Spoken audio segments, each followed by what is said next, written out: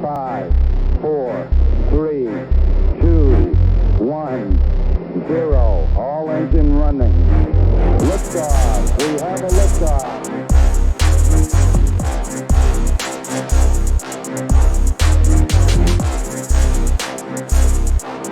What's up, sir? Been a long time. Well, it has been a long time. We keep having these like 4-week breaks, and it's driving me mental. But for YouTube land out there, just so you guys know, we are trying to revamp the podcast. So we took a little time off. We had a couple guests that, damn fruit fly, man. A couple guests that canceled. So, like anything that's fluid, we definitely have to kind of rethink what we're doing. So we're looking for a third permanent podcast member right here or right there, wherever you want to sit. So anybody out there that watches the podcast that's local to the Springfield area, Connecticut, give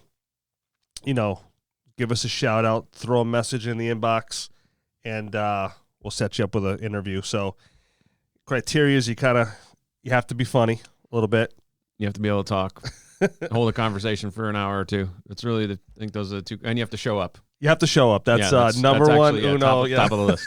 Top of the list. Most important. Yeah, you can't call us 5 minutes before you're supposed to be here and go, yeah, it's not happening. I mean, we can carry the show, but, I would love to have somebody that we can rely on and have those conversations with. So we'll throw it on Facebook. We'll throw it on Instagram and all those popular kids things. Yep. Guy at work says his father calls any digital smart device a hocus pocus. So put it out there on the hocus pocus. I got my dad messing with the iPad trying to pay like his electricity bills. Like, can you help me out with the hocus pocus? So I get a kick out of that. But your dad still works through that pretty good? No, not my dad. It's a guy I work with. No, no, my father's he doesn't want anything to do with it. He uses the iPad. I think just to check his bank account, even though I manage all his finances for him because he's not good in the digital realm. And if he has to do anything more than that, the level of frustration, and I'm tech support, of course. So, right. I get the phone calls, oh, this damn technology. I was like, well, if you weren't saying this damn technology for the last 30 years as it evolved, you would have just known what to do, right? But you refuse to accept it. I can't learn. Well, you could have learned it 30 years ago and then gradually learned a little more, but he's 78 years old. Nah, he's done. He's like, I'm done checking out. So I told him, I should probably get one of those smartphones. I'm like, no, please don't get a smartphone. I don't have time for that. I can't do that, I'll tell you, it's one of my biggest fears that I am going to be swept away in the land of tech, and not in a good way, back towards the riptide. Yeah. In my job now, it's very I work remotely, so there's a lot of computer work, and I'm going to tell you, my last job, I honestly felt like I was getting more dumb, and I know it's weird to say, but I wasn't being challenged anymore when it comes to technology, writing emails. Those things. Our email, is like a one-word thing response. Now you have to be articulate. I'm sending stuff to VPs and, all that kind of stuff. So I struggled for a little bit when I first got here. Like, all right, now I got to do this, that, and this, and do spreadsheets and this. And I was frustrated. I mean, I can remember at times just closing a laptop and shaking a little bit, and then giving myself some grace for a minute and be like, okay, I got this. It's just going to take me. One thing we tell my daughter when she started working, we'd drop her off at work, we'd pick her back up, and she'd get in the car and immediately start crying. So being new to work and stuff like that, we were like, okay, we'll let this go a little while and let her get the feel for it. Well, then it just became way too long of that same process. Yeah. And she got in the car one day, and I was already in a bad mood. And she started crying. I pulled the car over. I said, listen, we're done. And she's like, well, I'm going to quit. I'm like, fine, quit tomorrow. I mean, I don't know what to tell you, but you're not quitting without another job. Yeah. So I go, but how about this? How about every day that you go to work, you learn one new thing? Just one day, one thing. Mm-hmm. And think that if you work 5 days, then you just learn 5 new things. Yep. And I said to her, I go, how many different things at work do you need to learn? The register is pretty, once you get to the certain point in the register, You know, it might change when you might get something new. You have to hit a new button, but for the most part, that's always going to be the same. Counting money is the same, you know. And she's like, okay, I'll do that. And then I saw that progression of her not crying as much, and then she started actually getting more and more things to do at work because now she was proficient at what she was doing. Yeah. So, do you have that problem with the kids too, or were they pretty? No, my kids.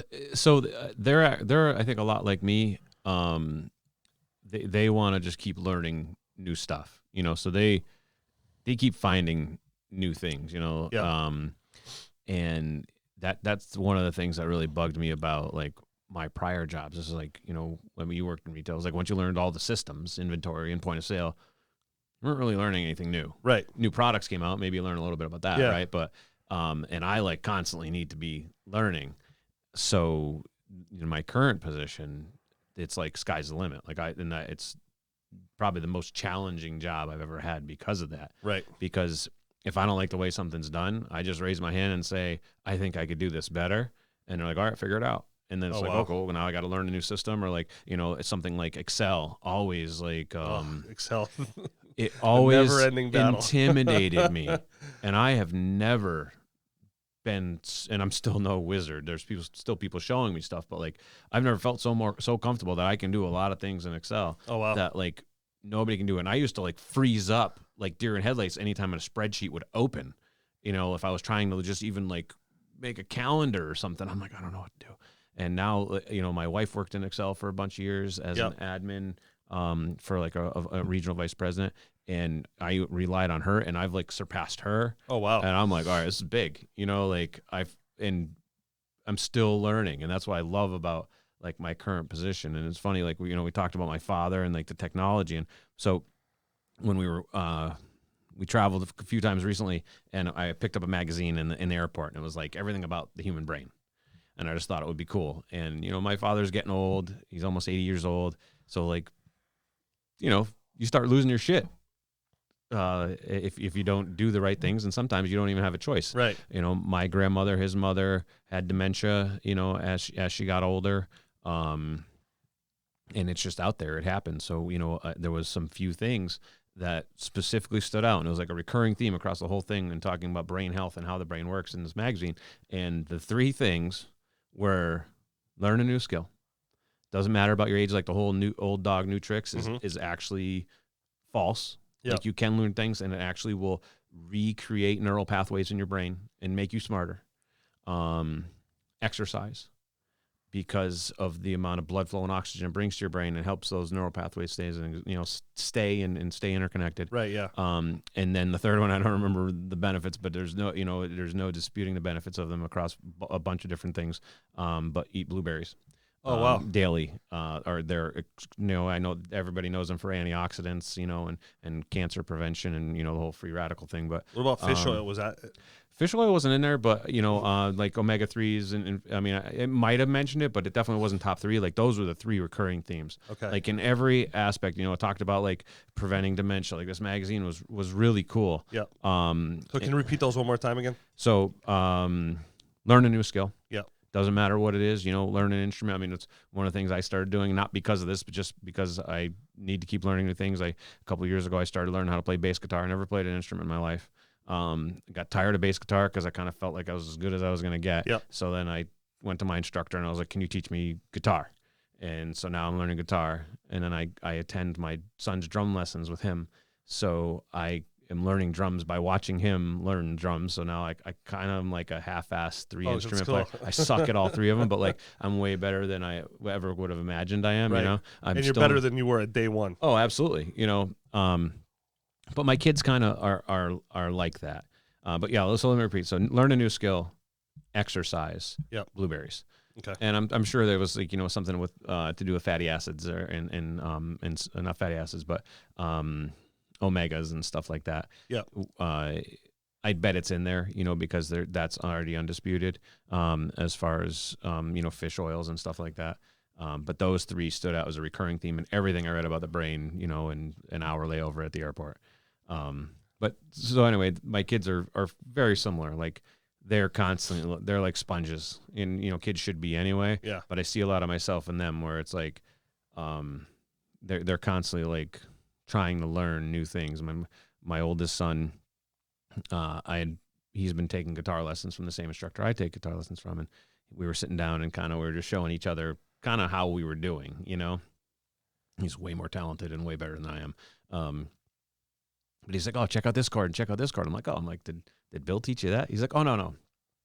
He's like, I saw this. He's like, I learned this when I was watching YouTube for guitar. And I'm like, so not only is he taking lessons from like, an accomplished musician and a guy who teaches, like he's also like seeking out other people to teach him the same thing. Like, all these different avenues. Like me, I sit down with the guy half an hour a week. I don't practice, because I just don't have the time, but I enjoy the half hour. Like that's my practice every week. Right. Yeah. And I know I'd be, infinitely better if I even just did that 3 times a week. Right. But he's like good, he does the half hour and he practices and takes instruction for 2 other instruments. Oh, wow. And he seeks alternative instruction in the meantime. Yeah. My other son is constantly looking at ways to make money. He's 15. I love it. They're all on my program where it's like, how can I stop working as soon as possible? Right. It's really, that's kind of what I've thankfully instilled in them, and they understand the importance of not spending unless you absolutely need to. Probably because they see how cheap I am, but how cheap I am in certain things, but then we can go on like a really cool vacation because I have, and I'll spend a bunch of money there, for the experience because I was so cheap over here. Yeah. Yeah. So I think they appreciate that. Like they see the pros and cons. Like here's the benefit.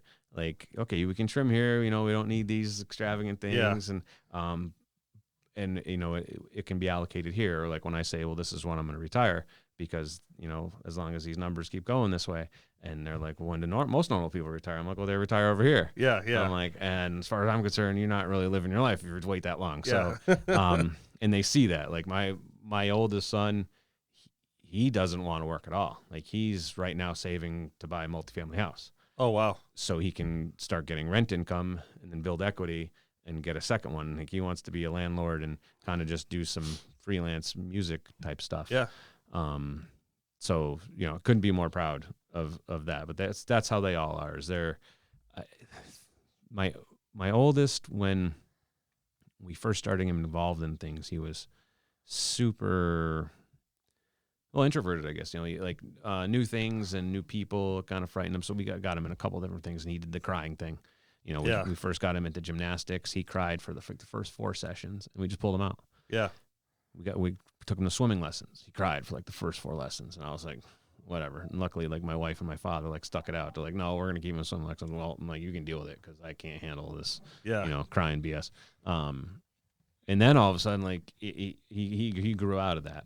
Yeah. But we haven't had to deal with so much. Of course, none of them have had like an actual job like you're talking about. My oldest works for us. My middle son just started working for us.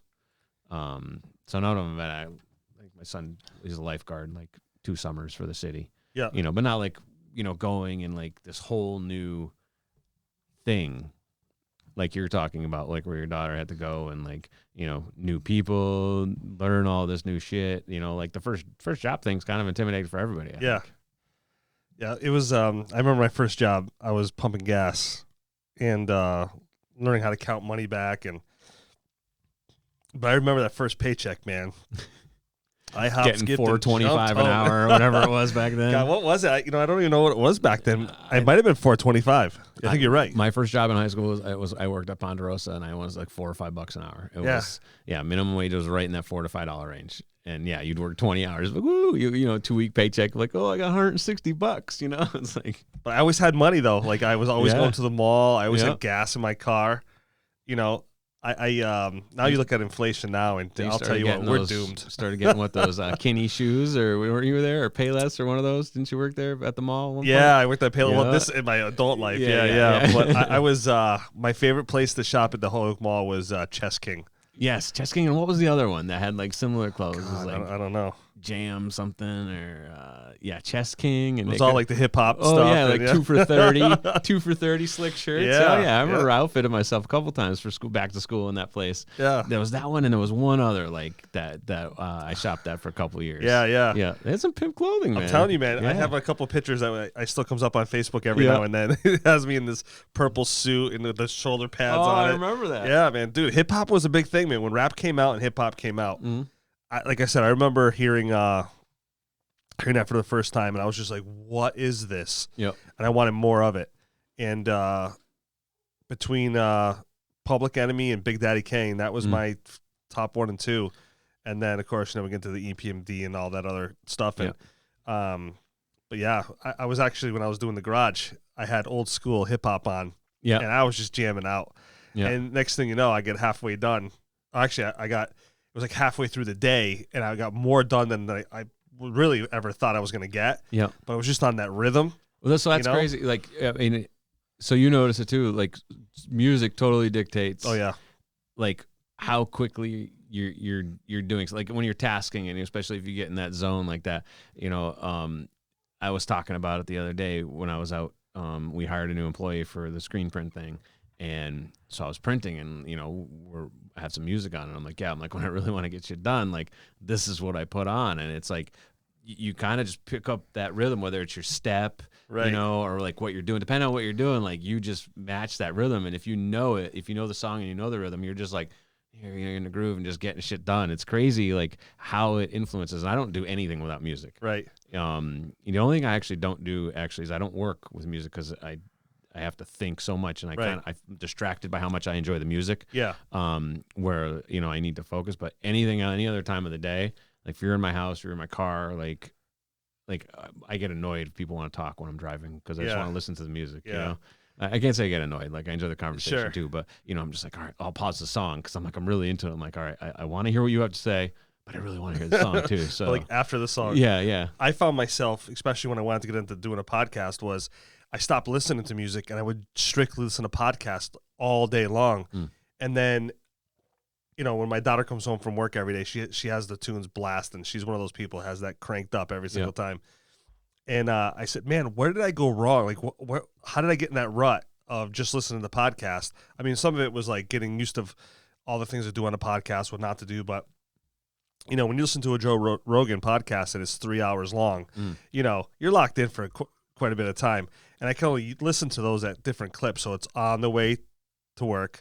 It's on the way home. Yeah. So I don't have a lot of time. But I can't even say that I don't have time. I have time. I choose to go down another little avenue for a little while. But when I started to listen to music again, I was like, man, what was I missing? And I'm a big slow jams guy. Like back in the day, everybody knew me as the slow jams guy. Mr. Like R&B. You wanted a slow jams tape. This is the guy you came to, man. And so I was out there, and I had Tank. He's an R&B guy, and I just had Tank radio on Spotify, and it was just the tunes just kept coming. It was just flowing. And then my wife walks out there, and she's like, first of all, you need to slow down. So if the audience doesn't know, I have a hernia currently, and for picking up golf cart batteries. So my best friend surprises me with a golf cart through another friend of ours that was getting rid of his. So it was like one friend helping another, and so everybody's telling me go to this one place for batteries. And this is where the world's starting to get to a really weird place again. We thought being locked down was weird. Now we're having these ripple effects that who knows how long they're going to last for, but everybody's like, you got to go to Interstate Battery. So I'm like, okay, go to one in Belchertown, closed. Google it. Okay, there's one in Auburn. Go all the way over there. Nice guy, though. We get there, and he's like, listen, if you can find batteries, let me know. I'm like, oh, come on. Like that particular type of battery? Yeah. He's like, golf cart batteries are really hard to get. Oh, yeah, that's right. I think you told me that. So I called O'Reilly's, but they want an arm and a leg. I called AutoZone. She had them, but in 6 different locations. Then come to find out, they won't let them be transferred in between stores. So you'd have to do that. I'd have to go do them. I'm like, I'm not doing that. Yeah. So call Napa, and not only do they have them, well, they had 4 of them. They had to get 2 more. They had them like 2 days later. Yeah. My other two. And they're pretty decent batteries. Like, I think they're probably going to give Interstate a run for their money. Yeah. So lifting those things onto the car, I feel a tear. You know, I wouldn't have considered it a tear, just some pain. Yeah. And then sure enough, next day I take those 2 batteries because I had 4, but I only got 2 onto the car before I'm like, oh my God, something happened. And then go for a walk. I come back and I can feel this huge lump in my belly. And next week, go to the doctors. That's another thing, man. You call and you think, I got a hernia. You think they're going to get you right in. Yeah. No. Are you in any kind of pain? Well, I mean, I'm uncomfortable. So a little discomfort. Yeah. Yeah, driving sucks. Yeah. Okay, we can wait till next Friday. Oh, yeah. Yeah. Yeah. I'm like, are you kidding me? You just got to call and tell them you're having chest pain. They'll get you right in. Oh, well, it's my lower chest. Oh, is this my abdomen? My bad. And then come to find out I had a hernia, little small one from before. They said it was no big deal. Everybody has a little bit of that. Yeah. Especially people who lift heavy things. Mm. And so now I got to go see the surgeon, get that repaired. But it was good talking to you about it today, so I know what I'm in for. So we're going to talk a little bit about some men's fragrances today. Yes. So you men out there don't stink like filthy animals. So I up my I follow this guy on YouTube. I'll have to get his name real quick so you guys can look him up. But he's an interesting character, this guy, but definitely seems to know what he's talking about. And so I went down to, it's like that last squirt on your cologne. And you're like, that's it. And I hate wearing the same thing all the time. I wanted to kind of spice it up a little bit. Here we go. I'm trying to find this guy's name. And it's all over my page until I need to look for it. And then we're not here anymore. Oh, yeah. That's how it always is. Like, oh, yeah, I just saw that thing. Oh, yeah. No, his name is Jeremy Fragrance. Easy to remember. Jeremy Fragrance. So I'm gonna bet that's not his real last name. Yeah. I got $10 at least. I think you're gonna be right on with that. So I don't know about you, but when I look for something new or I obsess about it. So I'll watch videos and all sorts of nonsense, and it consumes me for days. Yeah, if it's a significant thing, like if it's something that I'm not already well versed in, or if I know there's new shit out there, a lot of it is based on dollar value. Like if it's a $20 or less item, I'm not doing any research. I'm gonna buy it and figure it out on my own. Yeah, so you have a dollar limit that I don't know if 20 is it, but definitely like $20. Yeah, I'm sure I've dropped more than that. Yeah. Not that I'm like, pouring out with cash, but, I waste money here and there, even though I talked about being cheap a little earlier, I do also spend, when it's warranted. So it's like, but when I get into things, especially if it's like a long-term type thing, I mean, even in cologne, I think that's long-term. I mean, you get a bottle of cologne. I mean, I got bottles of cologne I've had for 20 years. Yeah. Because like you come and go with whether or not you like it. So that's a long-term thing. So I would definitely look at that. Like if it's something, I was looking for some good summer shoes, something different that I hadn't worn. So I was like, what kind of shoes do people wear? So I did a bunch of research on, just different type of casual, like, barbecue type shoes. Yeah. So I did some research on that and, found some that I liked, and anything kitchen related. I'm all about reviews and like best of, but I'll read, because a lot of those are sponsored, like when you see like the best of ones and there's affiliate links and all that shit. So I'll go through like no less than 5 like top 10 lists of different review sites. And then I'll kind of tabulate in my head how many times certain ones show up towards the top, and I do an average. Yeah. And then I'll buy. Yeah. So I've done that. Like I bought a whole bunch of new shit for my kitchen recently, or last year, when we weren't doing anything. I was like ordering shit online, reorganized my kitchen, like new pans and just different things that have been bugging me for a while. Right. And that's what I did. Like I was like, oh, what are the best nonstick pans out there? Of course, it's like, Consumer Reports and, Better Homes. And I'm like, all right, I did like 10 different top 5 nonstick pans, and I'm like, okay, well these all clad ones showed up a bunch of times, so I'm gonna go with those, So I do shit like that, but I don't I guess that's probably obsessing. So yeah. Yeah. You know? I just, I guess I never used to do that before. And then I buy something and it'd be total shit. And then I'm like, I drive myself mental if I buy something and it turned out to be not what I expected. Yeah. And then I have to live with that. So these colognes are kind of expensive. So they range anywhere between colognes are up to $100. I Yeah, mean, well, cheap. so- I mean, you can get more than that, but like your average, like yeah, so I have Nautica. Well, I'll go from one end to the other so they can. Nautica $60 probably. Yeah, it's about $65, Yeah. I think, what I paid, and I might be off, so don't quote me on these prices. But so we'll start from the other end over there. So that is a Zorro Wanted for Men, retail for $122. Damn. I don't mess around when I want to smell good. This is all for the ladies, man. Let's see if this smells like $120. So tell me what you think about that. So we'll go ahead and we're going to give you the. That's actually not bad. It's not bad at all, right? So it's got lemon. Yep. It's got, and I'm not sure if I'm saying this word right, but Veter, Vetiver. Is it vetiver? Spell that for me again. Vetiver. That's like an ingredient. Yeah. So it's like it looks like a bush, like a dried. Looks like a dried it's probably branch. like Italian or French. It's like verde verde. It's got the verde verde. And then Sorry for any people that are Italian and I butchered a fucking Italian. You just pissed off a whole bunch of people. Yeah. That's actually not bad. No, it's not bad at all. That's very clean. It's very light. Oh, I already did that one. I like the name alone, so I'm already a fan of the second one.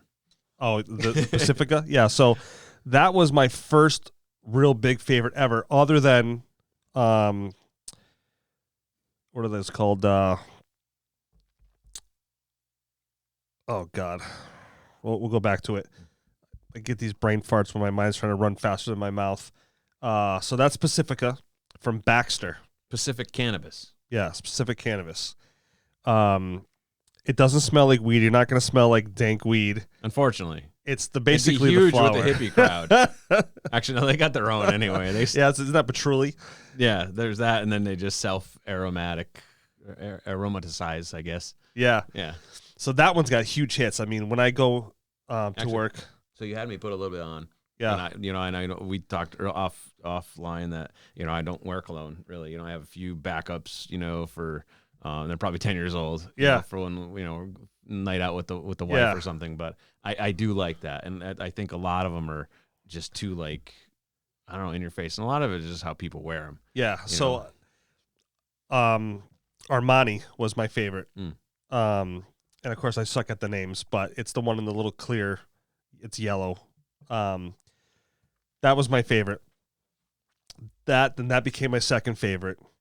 And then I got turned on to Nautica Voyage. So my buddy Ben, shout out to Ben Garfield, got me on that one there. That was a head turner. I got a lot of people going, "What are you wearing?" constantly. Check that out. You just you can Yeah, okay. It's very clean. Oh yeah, that's crisp. That's like kind of like coming out of the shower, kind of clean. Yeah, that's not perfumey. That's just like that. It's exactly what it is. It's it's like I'm just a little extra soap. Yeah, yeah. That's that I like. I really like that because it's like mild, kind of like it's like fresh, clean towels, kind of thing. Yep. Yeah. And what I'm learning is, colognes for different times of year, types of environments. So it's been kind of fun doing these, although, paying them kind of sucked. But, and I'm missing one too. I have one over there, but I'm not going to get up to go get it. I got it free at work. So,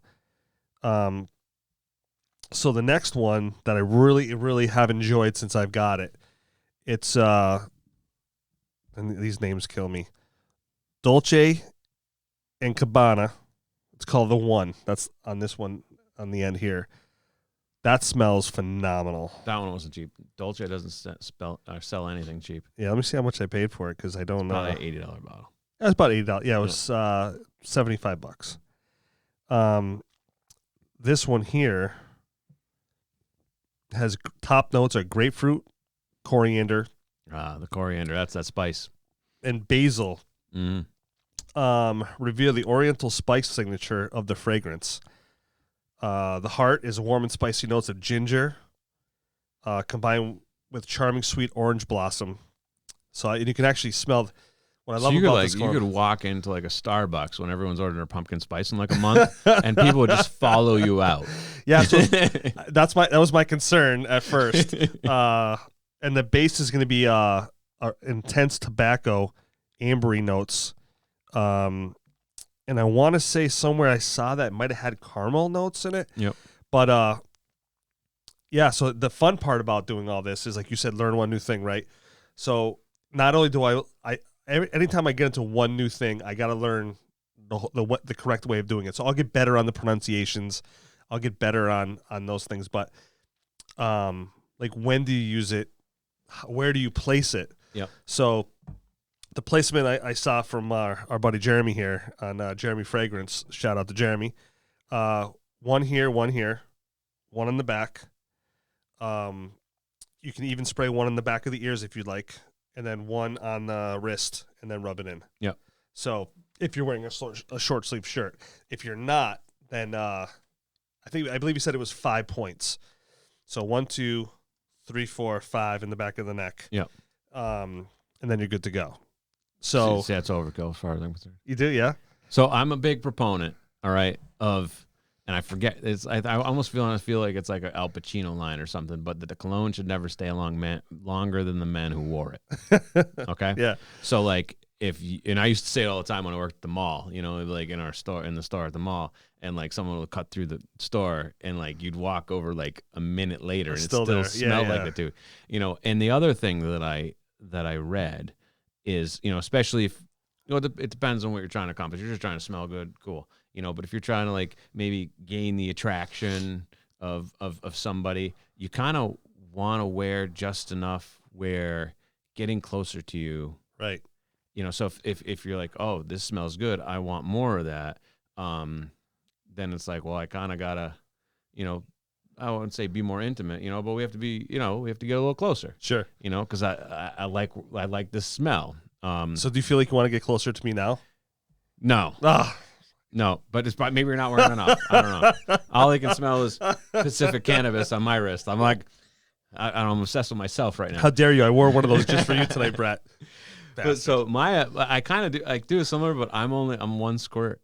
Really? So I'll do like a squirt on my wrist, I'll rub my wrist together, and I'll drag my wrist across the back of my neck. Yep. So I feel like that is like, because like, dude, 5 squirts? Yeah, so that's a lot of freaking cologne. Well, so this stuff is made to like not, it's made to be aromatic. Yep. But it's also made to be like to last long. So like that one on the right, even after a 10-hour workday, you know, it wasn't a lot. Like if you were in the car, maybe you could smell it. But when my wife comes up to me, she's like, "Oh my God, you smell so good." Yeah. The one by Baxter in the blue bottle, the dark blue bottle, that stuff just lasted forever, in a totally good way. Yeah. You know, and now I'm practicing this thing where I get out of the shower, I spray a little bit on. Yeah.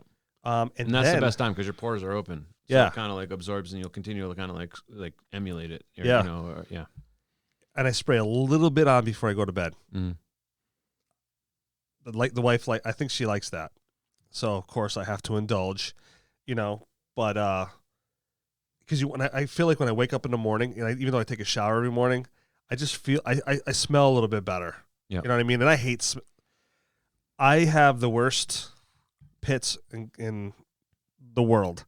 I have that 24-hour or that 48-hour max protect, because I hate the stink. Oh, really? Oh, yeah. Yeah, but I can't help it, though. I am a natural, like, I have to apply a couple times a day. Or. So you just sweat that much? Or you just have that? Yeah, I'm a sweater. Essence. Yeah, like when I start to work, yeah, my body is like that steam engine of sweat starts to happen. Yeah. You know, I think a lot of guys have that problem, especially I'm overweight. Yeah. So I have that problem, you know, where my body's trying to work. So you're a guy like, you're sitting there in a button-down shirt and a t-shirt, and like you're getting some stains. I can. Yeah. Although I there's things I do so I don't get that. Yeah. But I mean, if it's 100 degrees out and I think that's anything. Yeah, you know what I mean? But like normal day, let's just say you're not taking like a million precautions and doing, 72-hour max, don't sweat, rubber undercoat sealant. am I at work or not at work? You're in a button-down shirt, like sitting at your laptop, maybe not in, air conditioned or like climate control environment, whatever. Ooh. If I'm not in a climate controlled area, I'm going to, Yeah. The pores are going to be on overflow. Because there's people like where it doesn't even matter what environment they're in. It's like they got to change their shirt 3 times a day. Yeah. So that's why I was curious. Well, when I worked outside, I did landscaping years ago. I would have to take 3 shirts with me. Yeah. Yeah. I had pit stick. I just carried this little bag in the back of the truck. Every so many stops, I would change my shirt, grease back up and go out there. You know what I mean? Yeah. Like when I was doing the garage that day, I got done and I was going to go in the hot tub. And the minute I took off my shirt to go in the hot tub, I'm like, yep, not doing that. Yeah. Going upstairs, taking a shower. I don't want to ruin that water. So that's diet related too. Yeah. Like the actual odor part. Right. I mean, sweating's natural and part of it's it's always bacteria. So the smell comes from bacteria that lives in our body or lives on our body. There's billions and trillions of bacteria. Right. A lot of it's beneficial. And if you, I apologize if you already know this, but for the listening crowd that doesn't know this, so that's where the odor comes from. It's actually from ourselves. It's what our bacteria does with the perspiration when it comes out. And how it actually smells is based on what we eat and what the bacteria does with the perspiration when it comes out. So that's me like sweating out a Big Mac. Yeah, I mean, or actually, in my case, an Impossible Whopper. Yeah, so everybody has their own smell, and it's almost specifically based on diet. That's why no 2 people smell the same. Like the bacteria is almost the same. I'm sure there's different variants based on our skin conditions and whatnot. I don't know enough about that. I don't know enough about anything to be an expert, but and that's so one of what deodorant does. It does 2 things. Aside from antiperspirant, and I don't know exactly how antiperspirant works, and I don't think it's healthy. I'm just going to say that, like, stopping yourself from sweating just can't be good. Yeah. So deodorant does 2 different things. One, it helps try to kill the bacteria, to at least prolong how long you go without that odor, because the bacteria is what kind of causes the odor. And then the second part is throw a little actual deodorant, some kind of perfume in there to block it as it does show up. Sure. And I know we talked a little bit offline where I use the salt rock thing. What that does, from what I understand, is it makes your body, because the type of salt it is and everything, it makes your body what is it? I forget the terminology that they use, but basically it makes it uninhabitable for a period of time for the bacteria. Like, bacteria doesn't like it, so it just goes away. So where do you get one of those? I bought it at that's right, you told me. River Valley. You probably get, definitely online. And they make different versions. I use like the OG. So what we're talking about, for anybody listening, because I mentioned, just do like mineral salt rock deodorant and it'll pop up. I had an issue several years ago where I basically kind of generated an intolerance for traditional deodorant. Regular deodorants, antiperspirants, roll-on gels, all that stuff started actually burning my skin. And I've never been allergic to anything. I've never had any issues with anything. It literally started turning my armpits bright red and making my skin peel. So I can't and don't wear traditional deodorant. Additionally, it's a highly unregulated market. Is it really? So nobody knows what goes into those things. And I'm, go dip into some conspiracy stuff. The areas where people traditionally apply deodorant, especially within women, is actually where a lot of like breast cancer. Lymph nodes and stuff. Yeah, where it kind of originates. So does that look like what you were getting before? Right, that's it. Crystal Body deodorant. That one, the Rock. The Rock right here, not that one on top. So my wife and my son use that one, which is kind of like, it's a roll-on version of it. Yeah. I'm old school, so it's a big chunk of mineral salt, and the directions are you only use it when you're fresh out of the shower, because that's when your skin's clean. So you just make sure you give yourself a really good cleaning and you get rid of all that bacteria that's in your underarms. And then while you're still wet, you just take that thing and you rub it all over, and it just kind of makes that area an unlivable environment for that bacteria for a certain period of time. And you can't overdo it because it has no smell. It has no, like, you can put it everywhere if you want. Yeah. And it just basically makes that area, you're going to sweat. It's not an antiperspirant, but it will stop it from smelling because that bacteria is kind of banished temporarily. Right. Yeah. So you and go a whole day like that? a couple days. Really? Yeah. I mean, you know, if I don't have a lot going on, I work from home. I'm not going to lie and say I shower every day. If I'm not doing anything extremely strenuous, yeah, it's 2 days easy. And not that I go like a week without showering. I want to be clear about that. You know, but I might skip a day. Sure. You know, and I don't smell. Yeah. You know, if I'm doing something like where I know I'm sweating, so when you're sweating, you're kind of washing away that like salt layer that you applied to yourself. So I know it's constantly that eventually it's going to happen. But I've never, you know, my wife and my family are pretty honest with me. They're never like, dude, you smell. Never after a day. Never even, you know, and even if we go camping for a weekend, and you know, I don't like camp showers, and you know, I've been camping for like several long weekends when I was younger and didn't shower. I'm not afraid of, you know, not showering for a couple of days, and I don't smell like. But if I'm out in my yard all day on an August afternoon, you know, I'm not testing it. Yeah. You know, I'm gonna go in. Plus, I feel gross. I'll go in and shower. Right. You know, but I'm never.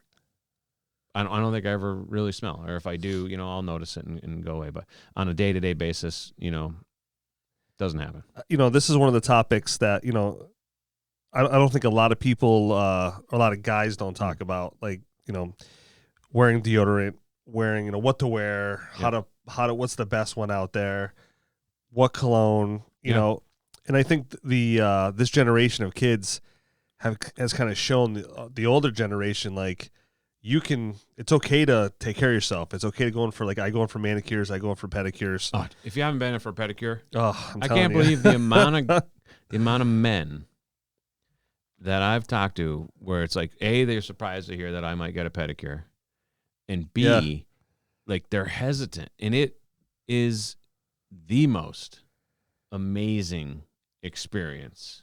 Yep.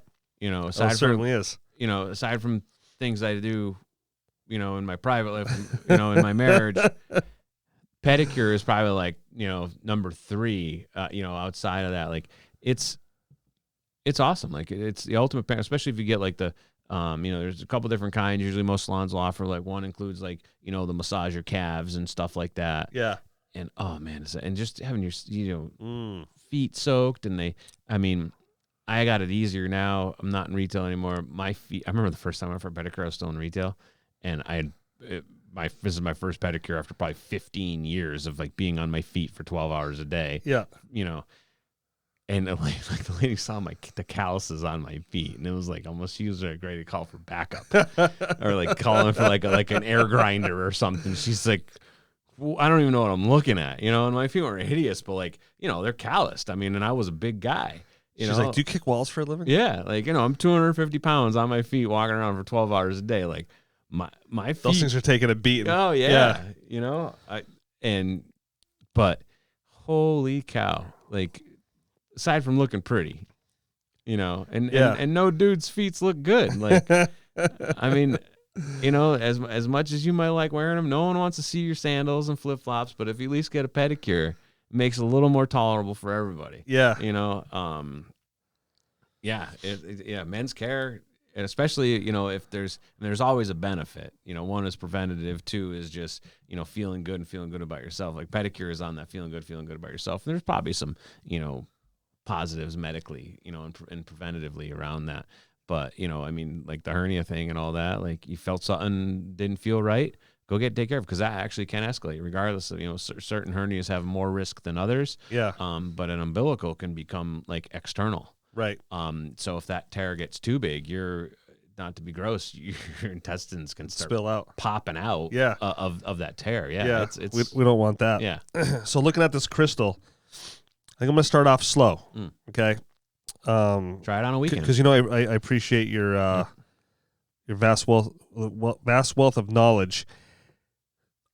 Should I start with chamomile and green tea? Oh, crystal. There's scents? Yeah. Oh, I got OG, no scent. But see, these are Oh, the roll-on one. Yeah, okay. yeah. So I don't know. That's going to be up to you as far as what scents you got. So to be honest, I didn't know scents existed. So there's lavender, Yep. pomegranate, or the one I just said. What was the last one you said? The first one. Chamomile and green tea. That's a tough one, right? Yeah, they're all good. Chamomile green tea sounds very clean. Well, green tea don't really have an odor. It's gonna come from the chamomile. Lavender is green tea. Green tea has a. So I'd be hesitant about lavender because lavender is like relaxing. Yeah. So you're not gonna put that first thing in the morning. Right. You know. So it's up to pomegranate or let's do the chamomile green tea. I would do that. So this comes in a 3-pack for $10. That's a deal. That's a deal, right? Yeah. Most deodorant's $10 a thing, ain't it? All right. So let's see what this says here. So it's infused with restorative chamomile and green tea. This mineral active liquid roll-on prevents body odor by creating an invisible barrier protectant to block odor before it starts. It's gentle and invisible. Smells good naturally. Gives you 24-hour protection. And what's the worst that could happen? I smell good? Or you wasted $10. It's $10. Yeah, you know what I mean? It's $10.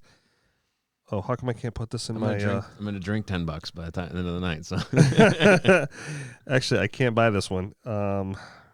It says that it's not available right now. So we will go back up to the top here. So Amazon, believe it or not, Amazon's choice is the crystal deodorant stick, the one without the fragrance. That's the one my wife and son use. Okay. I just feel better having like the rock, like just because I just go crazy with it. Like yeah. Honestly, from here to here, like midway up my torso to almost to my elbow, like when I get out of the shower, I'm like just lather it. And it's no like you don't even know what's going on. You're just rubbing. Oh really? Yeah. Yeah, you don't even know. Now, and I think that's why I do it so excessively is because A, you don't see the thing wear down, lasts forever. B, you can't really tell where you put it. So I'll actually do this underarm. And I'll do this one, and then I'll come and I do each one twice. Yep. And I kind of just, I cover kind of from here to like where I can reach, and I just go crazy because it doesn't, it doesn't smell. It's not messy. It doesn't stain. Some stain or bleach your clothes like actual deodorants. Well, see, that's the other thing too. Yeah.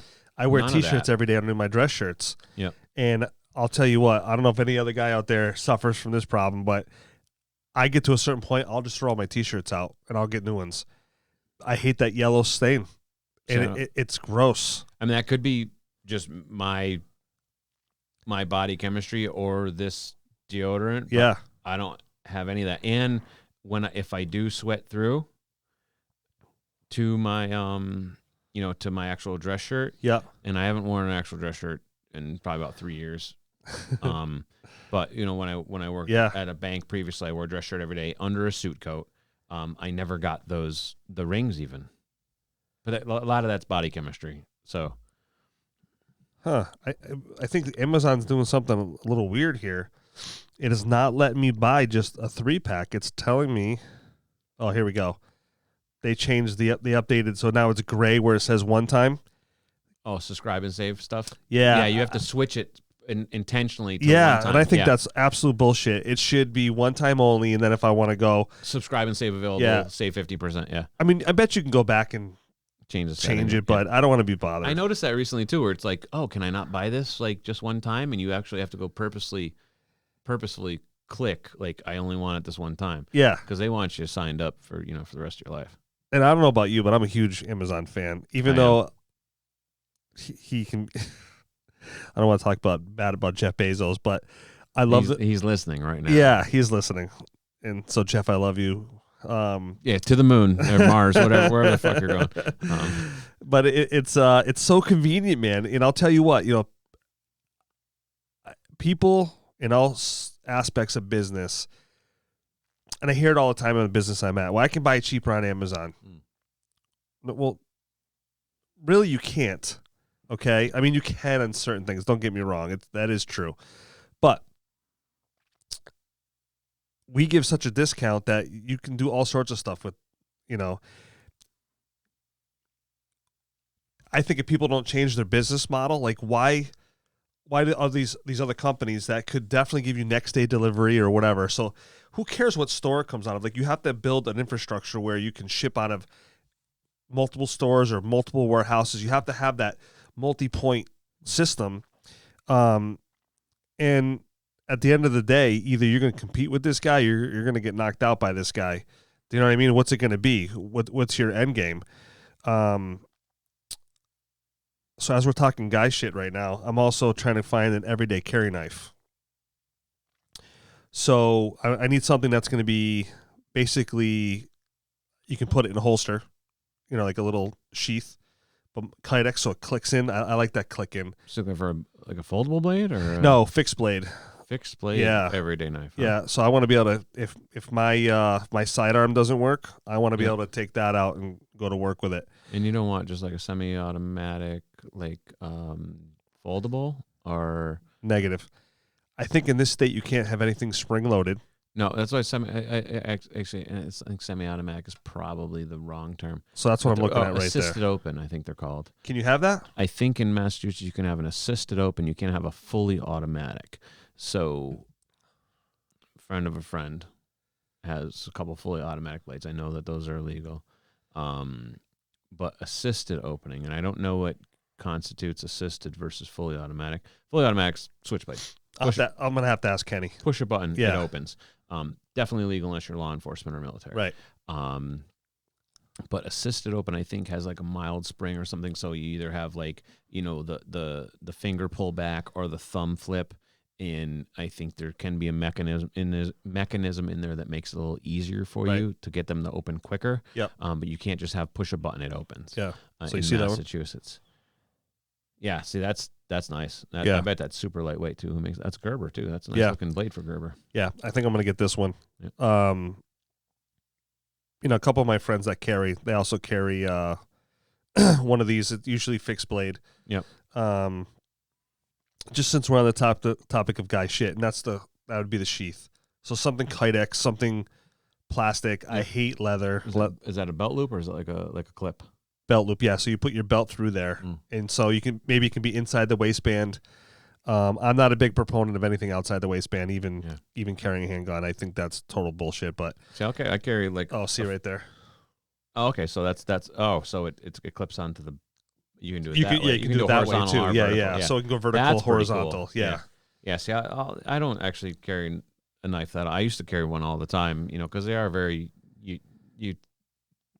utilitarian. Like, I can't believe how many times I'm like, oh man, if I only carry my pocket knife. But I like the lightweight, like not carry anything anymore. Yeah. But I used to always have a good pocket knife with just had a clip, and I would have it right in my pocket, clipped on the pocket. Yep. And it's so useful. We're gonna order it right now with the crystal deodorant. Here we go. We're gonna have to revisit this. I'm really curious to see how it works. I think if I want to say correctly that my buddy Ben, who does my tattoos, Ben Regal Tattoos, benregal.com, amazing artist, amazing guy, great friend. I was talking to him about it at one point. I want to say last time I visited him. Because I always apologize when I go see him. It's like at the end of my work day, and I'm always like, even though I don't think I smell, there's like a disclaimer because obviously other people know that you smell before you do. So I'm always like, dude, I'm like, if I do, because he's like working, up in my underarm. I'm like, I'm sorry, like end of the day on my all natural deodorant type stuff, and it's never been an issue. But like recently, he's like, he's like, oh yeah, me too. So I don't know, but I want to say that like. I think he does it, but use the same deodorant as I do now. Anybody that I know of that uses it, A, I don't think they smell, and B, I haven't heard any bad feedback from it. I'm sure there's, some people where you just might be like a faucet, and it's like nothing you can do. Well, I'm definitely gonna do baby steps. We'll try that out. We'll see if that works. I might even be able to layer it a little bit. Yeah. But as we're trying to always find topics for the show and stuff like that, and sometimes we kind of rack our brain. But I think doing these podcasts on men's health, is as weird as they can be to start talking about it. But I don't think guys have these conversations enough. Where we, I work in an environment where it's mostly women, and we hear about makeup and all that other stuff all day long. But I don't get a chance to talk about this kind of stuff or what you were just talking about with that. So I think that's a great topic that we can bring up, every so often, bring up a little bit of men's health. I was trying to get my uncle on the podcast who just beat prostate cancer. Yeah. And I think that's another great topic to discuss because, there was a span of time where I stopped going to the doctors and I wasn't going as much as I should have. And then things started to creep up and get weird. And as I started having these conversations, especially like my urologist, he's like, listen, man, this is what you need to do. You can never fear coming in here. This is a place where if you come here, you're not going to be that guy. I'm going to explain to him, you only have so long to live. Yeah. So get like he said, I'm not your gastrointestinal doctor, but there's a couple things you need to go for. You got to get the finger poke. You got to keep up on your men's health, and you got to go for your colonoscopies. Like, those are standard, man. Yeah. And if you can do those and keep them very regimented, yeah. When things happen, we're going to find them quick. We're going to deal with them, and you're not going to be, dealing with the after effects of, oh my God, I haven't been to the doctors in, who knows how long, and you got a death wish. Because most prostate cancers, I think, I could be misspoken, are very treatable if caught early. Yeah, it's all about detection. I mean, remember Jeremy Banville? Yeah, we lost him to colon cancer. Is that what it was? Yeah, I believe it was colon. Yeah. I think it was colon cancer. But what a stand-up guy, you know what I mean? And yeah, and young. That was super young. That was over 5 years ago, right? Yeah, right around there. So he was 40 years old. Yeah, yeah, yep. And I know he was fighting that for a while before that. So he was in his 30s probably when he. Yeah, it's funny because, not funny. It's interesting. Because I avoided. I think every guy especially. And I don't want to generalize it, but I think it's a masculinity thing. Sure. I feel fine. Blah blah blah. It was more of a convenience thing for me. Obviously if there's an issue and I feel it's an issue, I'll go get it taken care of. But if it goes away in a week or two, then I'm like, it was nothing. It was this. It was that. Right. But I've definitely, I'm more cognizant of it now. And I'm making a strong transition towards health because death is. Mortality it's a real thing. Sure. And I'm halfway there. We're halfway there. And my family tree says I'm more than halfway there. Sure. So it's becoming an impending thing, and it's more real. I've been to the doctor a bunch of times in the last couple of years, and I did steps to get my weight in control, and that helped. Get my blood pressure in control, and did a lot of great things for me.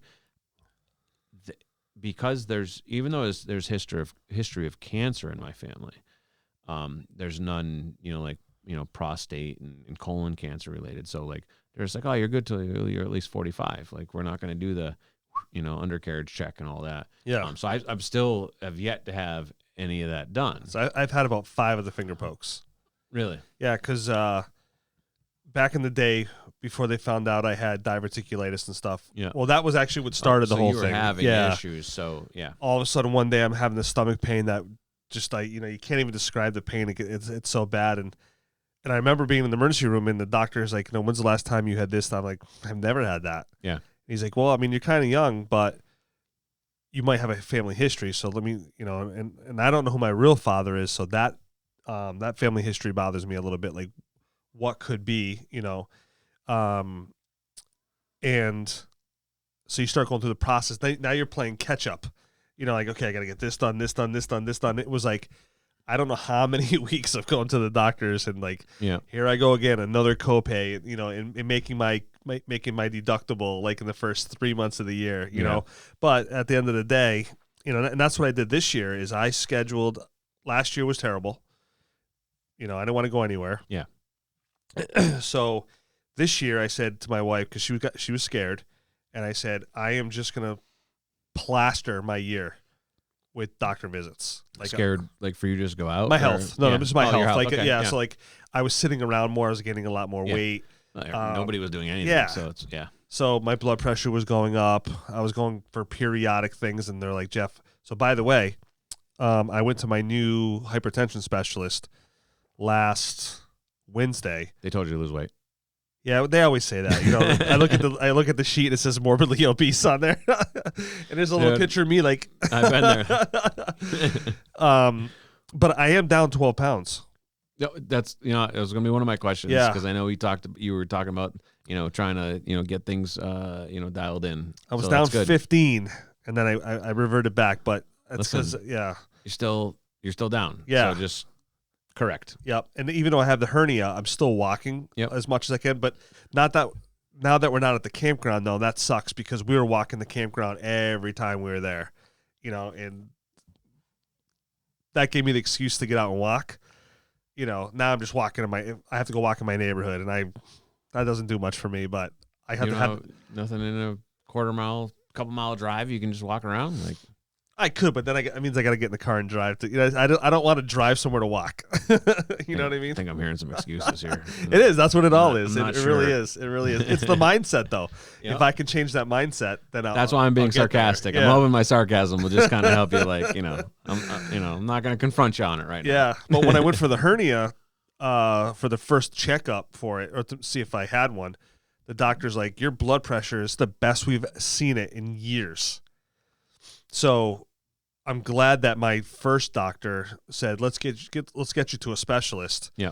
And of course, when I sit down with her, she's super nice, and she's like, listen, you shouldn't have been on any of these anymore. No knock to the doctor, but that's my specialty, right. And I'm like, okay, so what do we do? And she's like, okay, well, we're gonna get you off this one, and you're gonna have a hard time coming off this one. I'm not gonna lie to you, it's gonna suck. Yep. But like a week or two, you should start feeling better. What were you on? I was on Lisinopril. I was doing Losartan. I get them mixed up. So that's what I'm on now. One gives a nasty one had a side effect of a cough. Lisinopril. And I got the cough. So I was like, I got the cough, and they're like, oh, we'll put you on Losartan. And they're like, it's the same thing.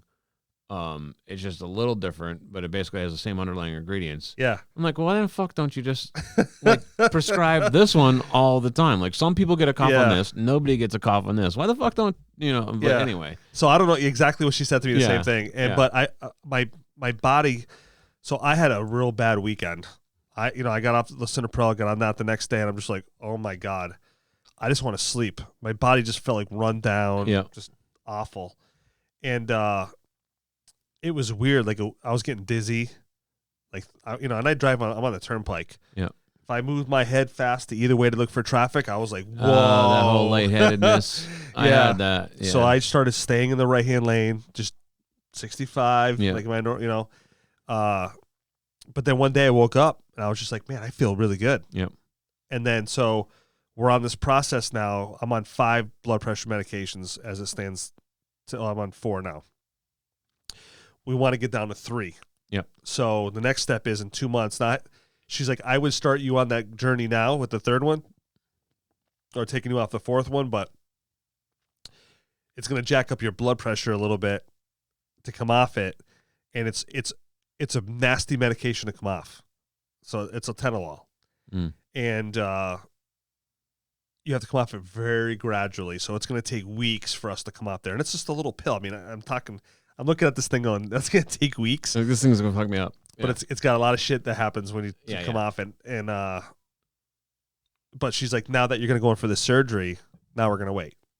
I'm like, oh, fuck. It's like one chain reaction after another. But, once I get off that, I can already see the future. And she's like, and coming off these meds and changing them, you're probably going to start losing some weight because some of these things are anti-aerobics, which means that you're going to exercise as much as you want. And you might not get any. Yeah, she goes, so your best bet is to just really get on a food regimen that's better. You can try exercising. It's not going to kill you by any means. But some of this medication might be working not in your favor. Yep. So, eventually we're going to get there. Yep. But it's scary to know, so I've been on some of that stuff since I've been in my late teens. I think I was 19 years old when I got put on blood pressure meds. You weren't overweight when you were 19. No, I was in the gym. I was in the pinnacle of. So you're just hypertensive. You're just, yeah. We know that you're. Yeah, I'm a type A. Yeah. Yeah. So my mind definitely goes to my. So even when you're in shape, you have problems with just stress. Yeah. Yeah. So I mean, obviously, being overweight doesn't help anything. I've been there. Right. But so it might compound things. But even if you were if you're 180 pounds tomorrow, you'd probably still have some high blood pressure issues. Yeah. It totally runs in the family. Yeah.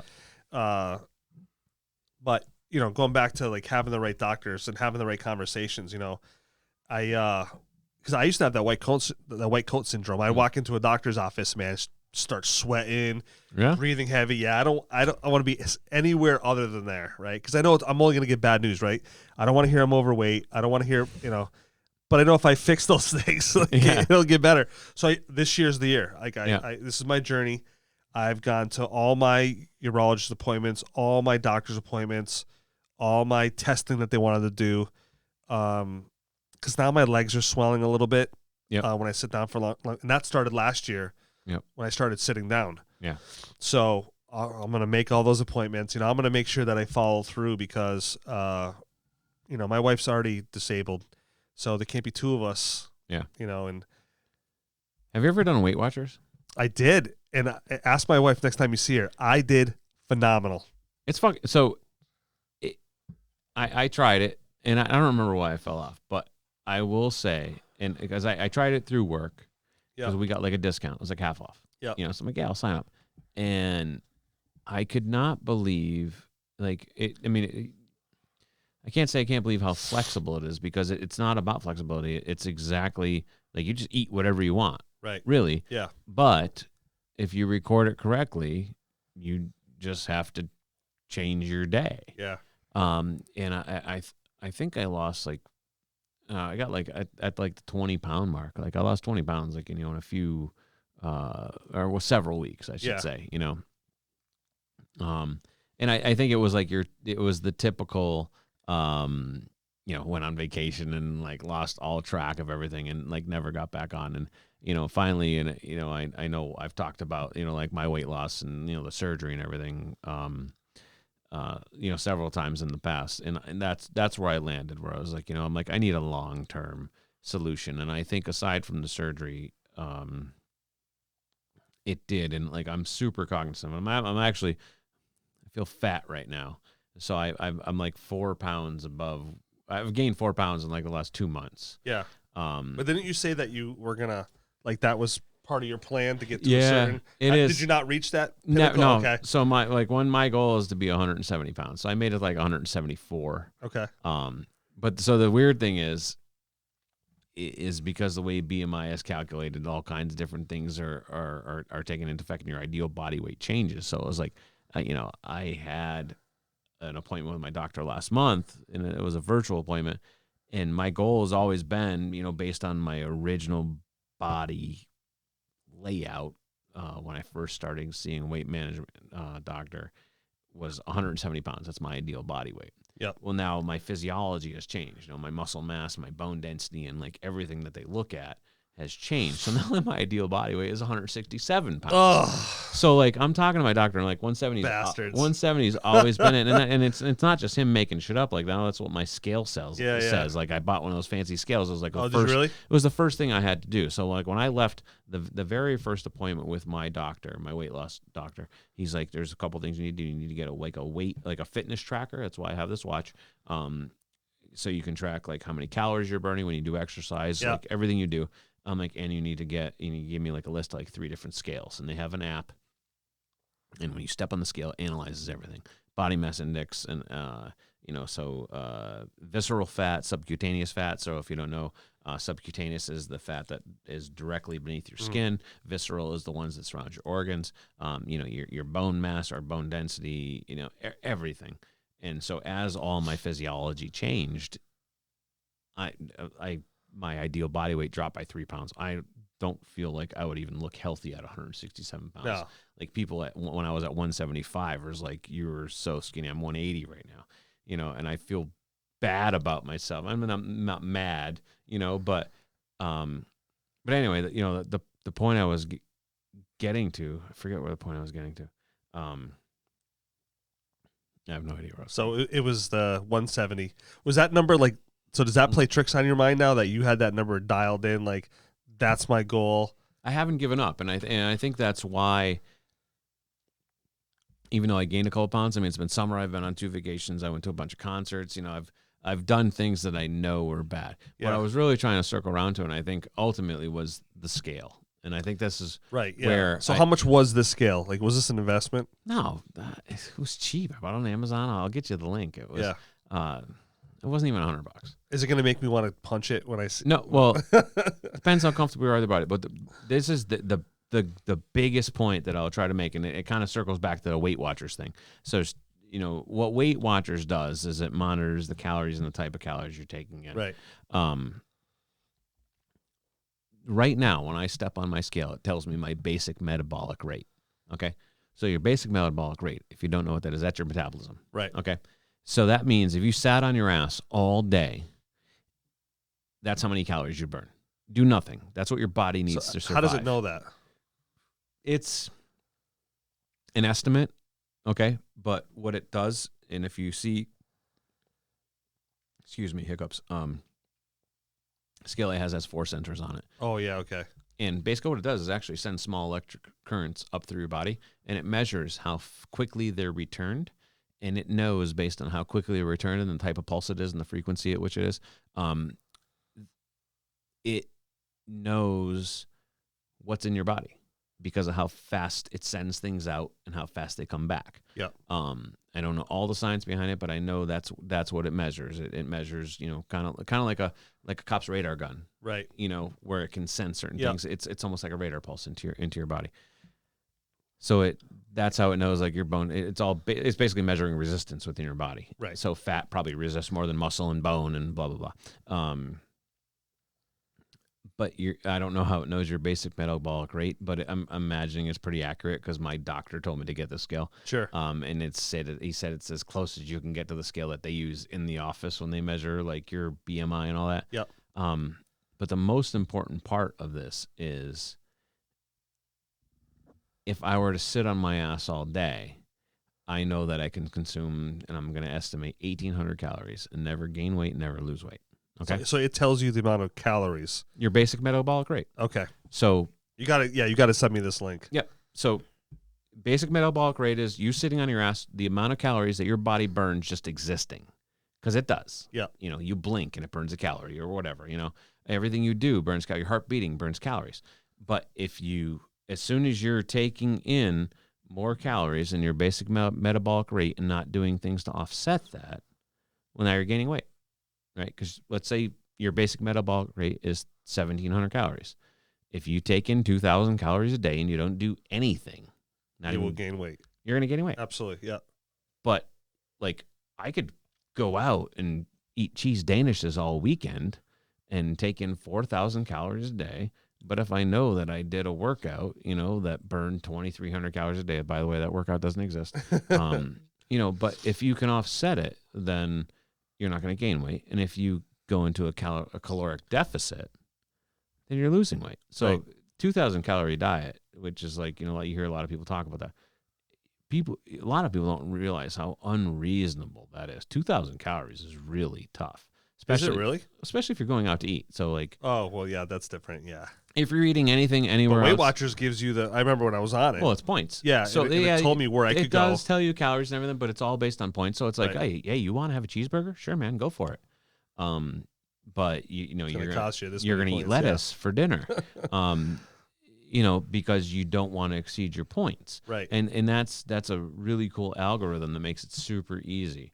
You know, so I'm talking about, like, taking what Weight Watchers is making easy for you and making it a little more difficult, but making it like 100% to the numbers, and, you know, that are. Well, I think that's important because I never knew what my number was. Yeah. Like 2,000 calories for me versus 2,000 calories for, like, my wife, right? It's two different things, Mm-hmm. you know, and we did so phenomenal. Well, I'll tell you a funny story that happened. So I'm the kind of person where I want to show up to a meeting because I feel like I'm more held accountable if I go there and I have to weigh myself in front of other people. especially to that person that's taking my weight and jotting it down, even though I don't know her. See, I never did that. I never did the go to the meetings. Oh, so I have to. Strictly online. Yeah. I have to. I did the online last year or the year before. It was like $7 or something like that online, but I didn't have anybody to be held accountable to. Oh, other believe than me, and I could the talk myself out of it. accountability is the reason why I lost weight. Right, yeah. Because I had to text my doctor the screenshots Oh, of my yeah, scale. yeah. And I still do. Yeah. So, like, I understand exactly where I'm coming from. And I think that's probably why Weight Watchers failed for me, because I refuse to go to the meetings. Yeah. Just because, I just don't like people. And we've Yeah. talked about that.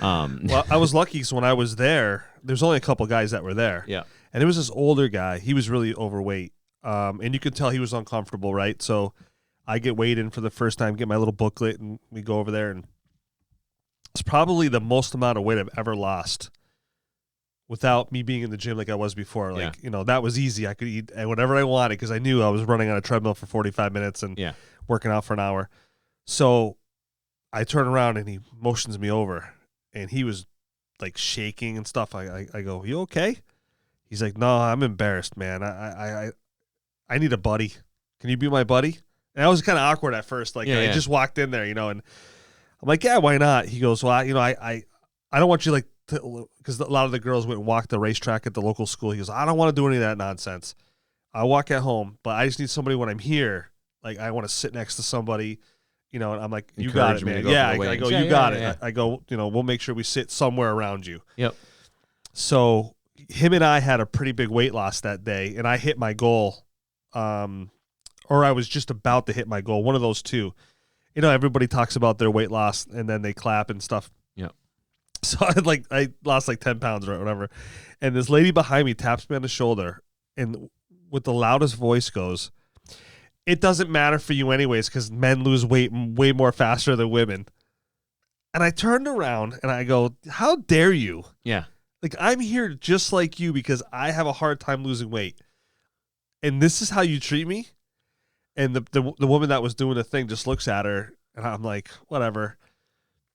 And then, so I look at the guy, and now I know why he has the fear he has. Yeah. Because he probably had the same thing with that lady. Exactly. Yeah. And she discredited him. And yes, it is, basic metabolic rate. Generally, men have higher muscle mass. Right. It's almost an undisputed fact. It's our geometry. We have more testosterone, which was muscle. It's the whole chemistry thing. Not that there aren't women that have a higher basic metabolic rate, but if you just take your average dude and your average woman. Well, they do say that, Weight Watchers. I remember they told us not to get, like they told my wife, because you're a couple here. Yeah. Don't get discouraged if he loses more weight, because it's a normal thing. Yeah. It's a totally normal thing, but you can't discredit it. If you look at it on a percentage basis, okay, I may lose weight faster, but I also weigh more to begin with. Right. Again, basic metabolic rate. My basic metabolic rate was over 2,000 calories when I started like my journey. I hate calling it that, but it's like the but term. It was though. It's it was a term. journey. Yeah. And it still is, and it's going to be forever. I'm going to constantly be just fighting not to be fat again. And I'll give you a fun fact about that in a minute, which a lot of people don't know. But yeah, so it's a journey, and my basic metabolic rate, even though like there was a lot of fat, even fat does require calories to burn, like to just exist. Right. Fat cells, they're cells, they require energy. So like I couldn't just be like, oh, I'm gonna eat 1,700 calories a day, which is kind of like what my body needs to survive right now. It's my basic metabolic rate. Yeah. My basic metabolic rate was like over 2,000 calories just to support my fat cells. Right. We don't want to support the fat cells, so yeah, you want to be in a deficit. But as long as you understand like whatever your body requires on a daily basis, and if you can burn more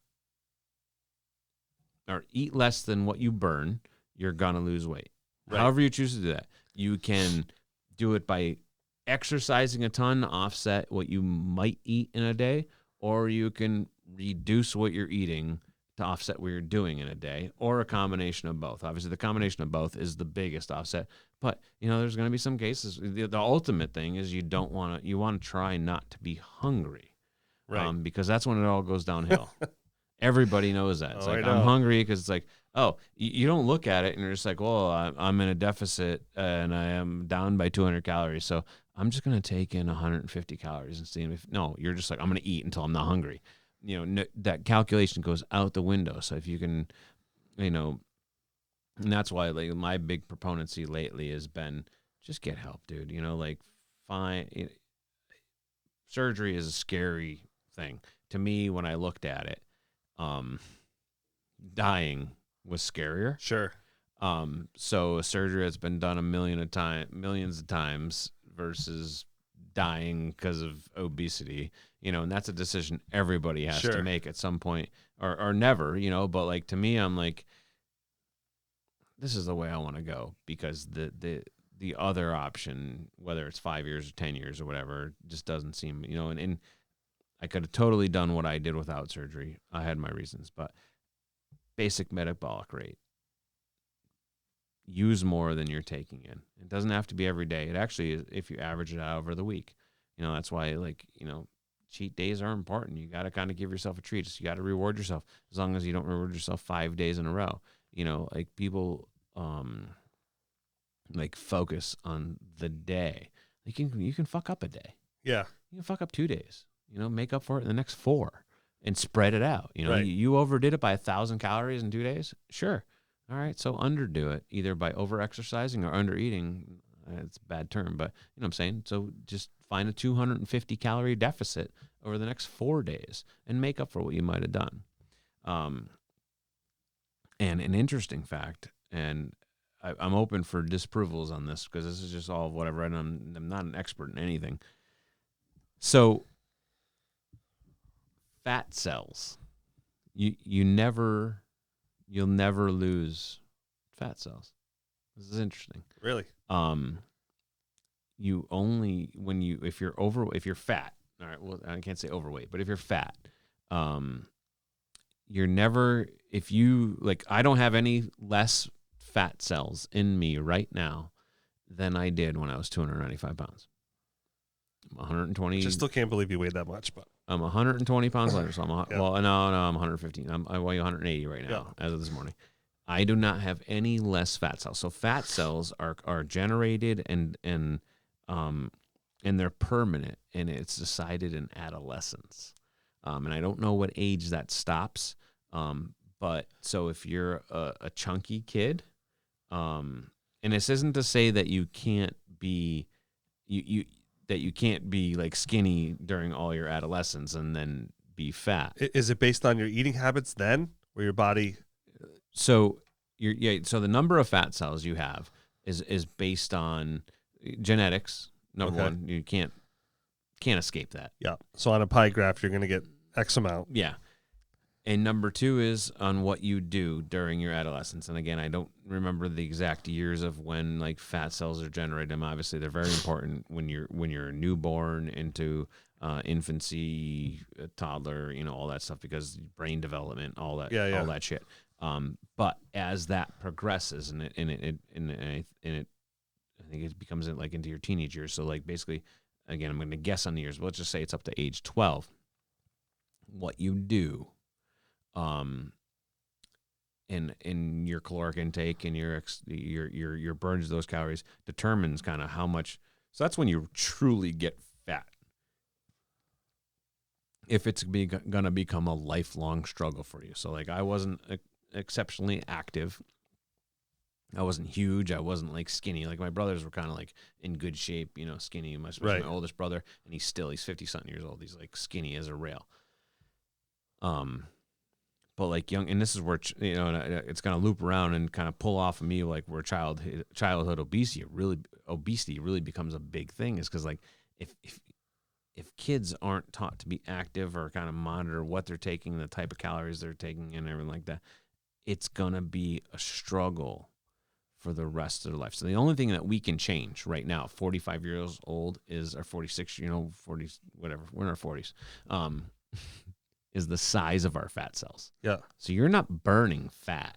You're just shrinking them. You're shrinking the cells. So like I could probably within 6 months go back to where I was if I did all the wrong things. You think so? Yeah. I'm not going to test it. No, that would be. It'd be really stupid. Yeah. But yes, so and that's why that struggle of like keeping weight off once you've been there is so difficult. Is because you didn't reduce the amount of fat you had. You reduced the size of the cells. You reduced the size of the fat cells. Yeah. So that's why I keep going back to that caloric intake. Like your fat cells are stores of calories. Right. And they increase when you have a surplus of calories. So if you don't allow that tank to become full of calories, you just keep burning, you just burn your tank to empty as often as you can. Yeah. Those cells aren't going to be allowed to get bigger. But you can't reduce the amount of fat you have. Like, wow, that's insane. So like even if you spent the first 25 years of your life as like a super lean guy, and then at year 25 you just gave up on everything, or however that happens, and then by age 45 you're overweight. You didn't increase the number of your fat cells, from what I understand. Your fat cells just got bigger, but it becomes more of a challenge for people who were able to who produced more fat cells, because when they were younger in their adolescence, when all their cells were in creation, they produced more of them. So now you have more cells that can get bigger. Right. Yeah. So that's why I'm glad that I took the kind of the route that I did. I can't say I took a route with my kids, but I definitely forced them to be way more active than I did, because I was kind of a chubby kid. Yeah. Doctor never told me I was overweight. I don't think they ever told my parents I was overweight. I always felt like I was like a bigger, like husky kid, I guess, my kids are all like, Abercrombie models, 6-packs and, everything. And I admire that. One, because of the work I know they had to put into it. Two, because I didn't allow them to be, not that I was inactive, but I just didn't do the right things. I never had a 6-pack. I don't even know what that would look like on me. But yeah, so really cool fact. Like if you have a chubby kid, they're gonna struggle with it their whole life. Yeah, like it's. I was never. That's the problem with me. Yeah, you were skinny. I was a skinny kid. Yeah, and until I started bulking up a little bit in high school. Senior year, I started getting a little bit bigger. Then after I got out of high school, I started really hitting the weights. Yep. And I was, I really was a kind of like a muscular guy for years. And me and my wife found some pictures of me. Mm. I'm standing next to her. I'm doing this pose. I'm in a shirt, and she's like, "Oh my God!" She goes, "Look at you." So on the back of the picture, I had written on all my stats. I was wearing like an extra large shirt, and I was busting through this thing. I mean, my arms were huge, and so as we were talking, I started Googling what it takes to like burn off certain foods. Mm. So a Tim Horton Wild Blueberry Muffin is 340 calories. It's 1 hour of swimming, 45 minutes of running, or 90 minutes of weight training for one muffin. That's a lot of things that people don't understand. So like, newfound me, I walk 1.5 miles every day at lunch. Yep. So to the end of my street and back, I almost live at the end of my street. So I walk to the opposite end of my street and I walk back. It's 1.5 miles. It takes me about 25 minutes. I burn a couple hundred calories. Yeah. Like nothing. I spent 20 something. But you're consistently doing it. Yeah. But I spent 20 something minutes, and it's not even enough to burn off a blueberry muffin. So that means like if I go anything beyond 1,700, if I go a blueberry muffin beyond 1,700 calories or 1,800 calories of my basic metabolic rate, like I got to walk for a couple hours. And that's not even to lose weight. That's just not to gain weight. And that's not just to say, and it's not to say like if I had a Tim Hortons blueberry muffin one day, it's not going to kill you. But if you consider it every day, every single day, it's crazy, and it's. And I'll go back to the Weight Watchers thing. That's what Weight Watchers makes easy. It does all that math for you. And I'm not paid by Weight Watchers anyway, but I saw the benefit of it. And you touched on the accountability portion of it. Like, it makes it easy, because counting calories is tough. Like, nothing is clear, as far as like most things, especially if you're buying food, it's, some of them put the shit on the menu and, or online or whatever. But like, I don't know half of what I'm eating and how many calories it is. Yeah. Well, it's kind of guessing game. A cheeseburger is usually about 535 calories. It's extremely generous. Most cheeseburgers are more than that. Are they really? I would bet. It's 2 hours of weight training or 2 hours and 30 minutes of walking. Jesus. A Twix bar, 30 minutes on the stair climber or 40 minutes of tennis. Yeah. Wow. I should never have looked this up. But so let's put it in perspective. How much was a cheeseburger again? They called it 500 calories. 535 calories, Okay. I believe.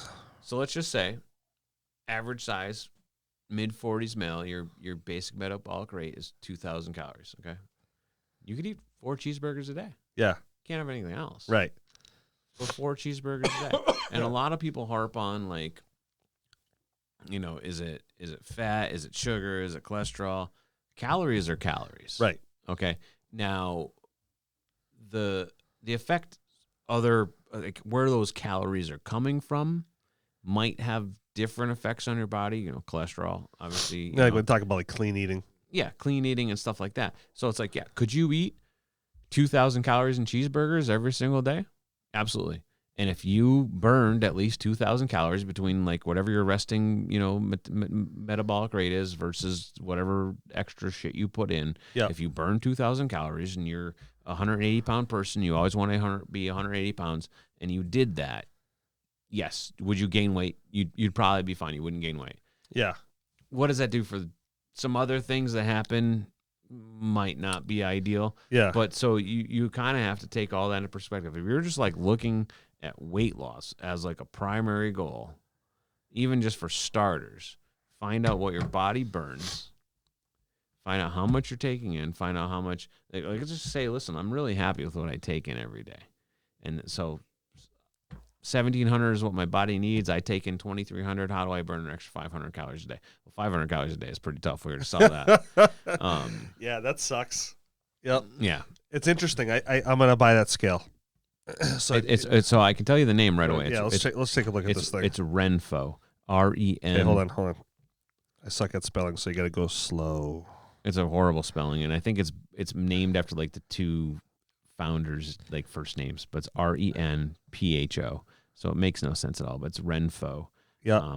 I don't know if there's different models. Oh, it's cheap. No, it's like $40 or $30. Yeah. And the app is free. Great. It's going to some other guy looking at my BMI. And so and I know that nobody else can see this, but I'll show you like all this stuff it gives. Like, it's wild. Yeah, this is pretty interesting, man. All right, let's put this in the old, you know what? Ooh, it's not on Prime, though. Ooh. Why? Let's talk about this. How long have you been overweight? Why is this not on Prime? Okay, this says it's on Prime.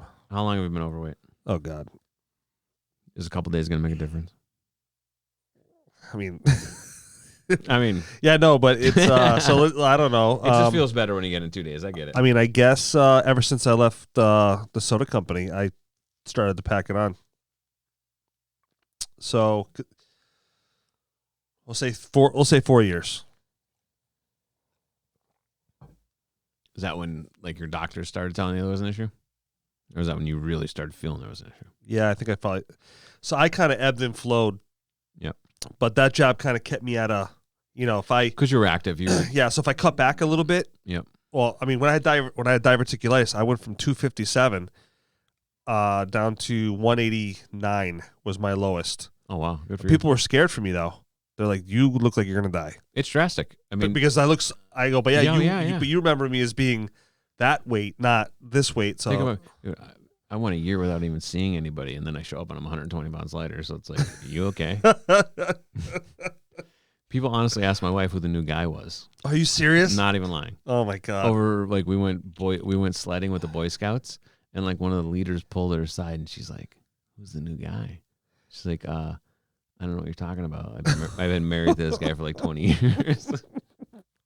But so all right, so this is what I send my doctor every week. So that was my last weigh in, right? Yeah. Since I started like my I don't know what the fuck happened there. Since I started like logging things. That's my total weight loss, my total BMI loss, my total body fat percentage loss. And then it even gives you like where you fall in, like where you should be. You know, this is like the stuff the doctor, like when they give you that little printout when you leave. Yeah. You know, like this is all very similar to that. So my weight, 178.2. Again, I weighed myself in like a week or two, I think. So I think I weighed myself today, but I just didn't log it. I'm 179. So I gained 1.5 pounds, whatever.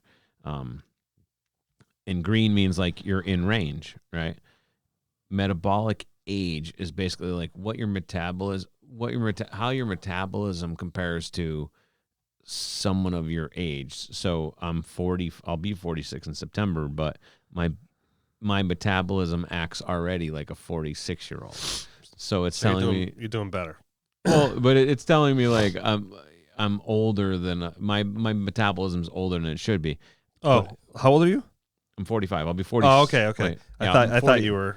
Yeah, you're like a little older. Yeah, I'm a little older than you, so I thought you were my age. But you can see how close I am. So if you click it, it shows you how close you are to like actually being there. So like if I click my actual or my weight, I'm still technically overweight. 168, based on everything the scale says, is what my ideal body weight. So if I were to lose 10 pounds, I would be green. BMI, I'm 26.4. It says that. But do you think at the end of the day that this list is bullshit? This whole BMI thing? I don't think it's bullshit. So I have two perspectives on BMI. My first one, and this is what most BMI percentages are based on, is height and weight. Okay, so if you put I guarantee if you Google BMI calculator, right, and it will just give you what's your height, what's your weight. Right. And that's what a lot of BMI calculators are based on. So what that does not take into effect is muscle mass. It doesn't take into skeletal structure, and it doesn't take in muscle mass. It doesn't take these big guns. It doesn't take in big guns, and that's a real thing. Yeah. So that doesn't take into effect, and now the population is reduced. So on a global scale, is it accurate? Yes. Like if you average everybody out, is it accurate? Yes. It doesn't take into account a guy who might have spent 25 years in the gym, and he's pretty big, but maybe he's got a little extra padding, but maybe he's like a 200-pound, 5'10" guy. His BMI might be less because he does have more true muscle mass. Now, going through what I went through, I definitely had a lot less muscle than I thought I did. Yep. I was kind of evaluating my weight loss, and I'm like, well, I've always had big arms, like ever since I've been working out. Like I was kind of a big guy. Yeah. Not huge, but I was in shape. And when I lost weight, I could not believe how small my arms got. I'm like, oh shit, not as much of that was muscle as I thought. Wow. Yeah. Yeah. I mean, I remember being fit and in my 20s and having big arms. Like, I worked out a lot, and I'm not gonna throw numbers around, but I lifted a lot and I threw up a lot of weight, and I had big arms, and then I gained 100 pounds on top of that, and I kind of just took it for granted that some of that was still muscle. Yeah, and it wasn't. So is that one right there? That one's a little more expensive, but that actually looks fancier than the one I have, but I guess it's going to be wrong. It's probably just a newer model. Yeah, I mean, it's been a year and a half since okay. since I'm going to get this one. Like, it seems to have more bells and whistles, but I think the wife will appreciate that. Yeah. All right, I'm hitting the. So BMI if you're not. So what this scale does, and if you go to the doctor to an actual body weight scale. Yep. They actually even have you hold up a thing, and it even measures the resistance. Oh, yeah, arms. yeah. So when I left my first appointment with a weight loss doctor, it was crazy to me. Like that thing analyzed the muscle mass, the bone density, the water weight, everything in every limb of my body. Like I got a printout of how much, and this is how I know it's accurate. Okay, as close as accurate can be. Yeah. When I was in high school. Actually going into my freshman year, I had knee surgery. Maybe it was my sophomore year. I had knee surgery on my leg. I messed up my knee skiing, And my left leg has always been underdeveloped because of that. I mean, I went 6 or 7 months without really using it, and then a couple of years of physical therapy, but it's always been the weaker leg. Yep. And nothing assured me more that the readings of this weird scale and electronic sensors were more accurate when I saw the muscle mass and like the difference in the muscle between my left and right leg that I've always known have been an issue. Oh, wow. And it was right there. It was like, this is how much muscle's in his left leg, and Yeah. how much muscle's in his right leg. Not a lot, like 2 pounds. Yeah. You know, Was that you? I think you lost me. Oh, you know what we never did? What? We never switched we switched the mics, but we didn't switch the headsets. Oh, so it sounds, it's been sounding fine to me. So that's good right there for you? Yeah. That's funny. I'm like, why is this thing working? So this must be me over here. Oh, okay. Yeah, that's me. So you were just trying to adjust yourself. All right, but it's been fine for me. Oh, no, two's right here for me. Okay, it's better for me now. Sorry about that. So when I saw that, like, and I've always been super, super skeptical of like these weird, you know, like, how can you tell me what my body mass index is? Like, you know, I'm a big guy. Like, I've worked out. Like, I have muscle. What kind of sorcery is this? But when they gave me this printout, and they didn't even talk about it, like, I specifically went and looked because I realized it was like right arm, torso, left arm, right leg, left leg. First thing I went and looked at was right and left leg because I know my left leg is less strong. I know it has less muscle. Yep. And it was 2 pounds less muscle. Wow. And I'm like, okay, that I had my immediate buy-in because it's something I've always known. Like, even today, if I look in the mirror, my left leg's smaller. Like it is, and no one ever else noticed. Just something I've known. It's something the doctor everyone always told me. Like, it's just this thing. So I'm bought at this. I know that the doctor's one's more accurate because it probably costs a lot more than $40. Yeah. But this is what the doctor recommended, and I've been able to track everything. And this is the coolest part. And I'll talk. So BMR right there, 1,734. So I could sit on my ass all day, and I will burn, as an estimate, 1,734 calories. So if I don't intake more than 1,734 calories in a day, I will not gain weight. I will not lose weight. If I can find a way to meticulously calculate, let's call it 1,700, where I take in 1,700 calories a day, I won't gain or won't lose. And that's just sitting on your ass. Sitting on my ass. If I decide that I'm going to try a 1,500 calorie diet and still sit on my ass, I will burn 200 calories a day. So at the end of the week, I burned 1,000 calories. And I know that Google has an answer of how many calories you need to burn to lose a pound of weight. Yeah. And that's it. Now, if I decide I'm going to take in 1,700 calories a day, so my goal, and this is, my doctor's, my goal in exercise is to burn 2,000 calories a week. So that's one of the things I send him is how much activity I did and how many calories I burned every day outside of my normal shit. Because my normal shit is my basic metabolic rate, right? Yeah. So I try to burn 2,000 calories, and I don't know what the calculation is. And I know that the diet that he kind of has loosely laid out for me at this point is for me to still lose weight. Like, he's still like, we're going to get to that 170. I cheat more than I admit to him. Part of it is having a bottle of wine on a Monday. Yeah. But again, I talk about tools all the time, right? If we have the right amount of tools when we need those tools, we get better success, right? Dude, this is the tool. This is a tool. Yeah. Yeah. And this is amazing. And this is the crazy part. And this is what I started talking about. Let me see. BMR. Okay.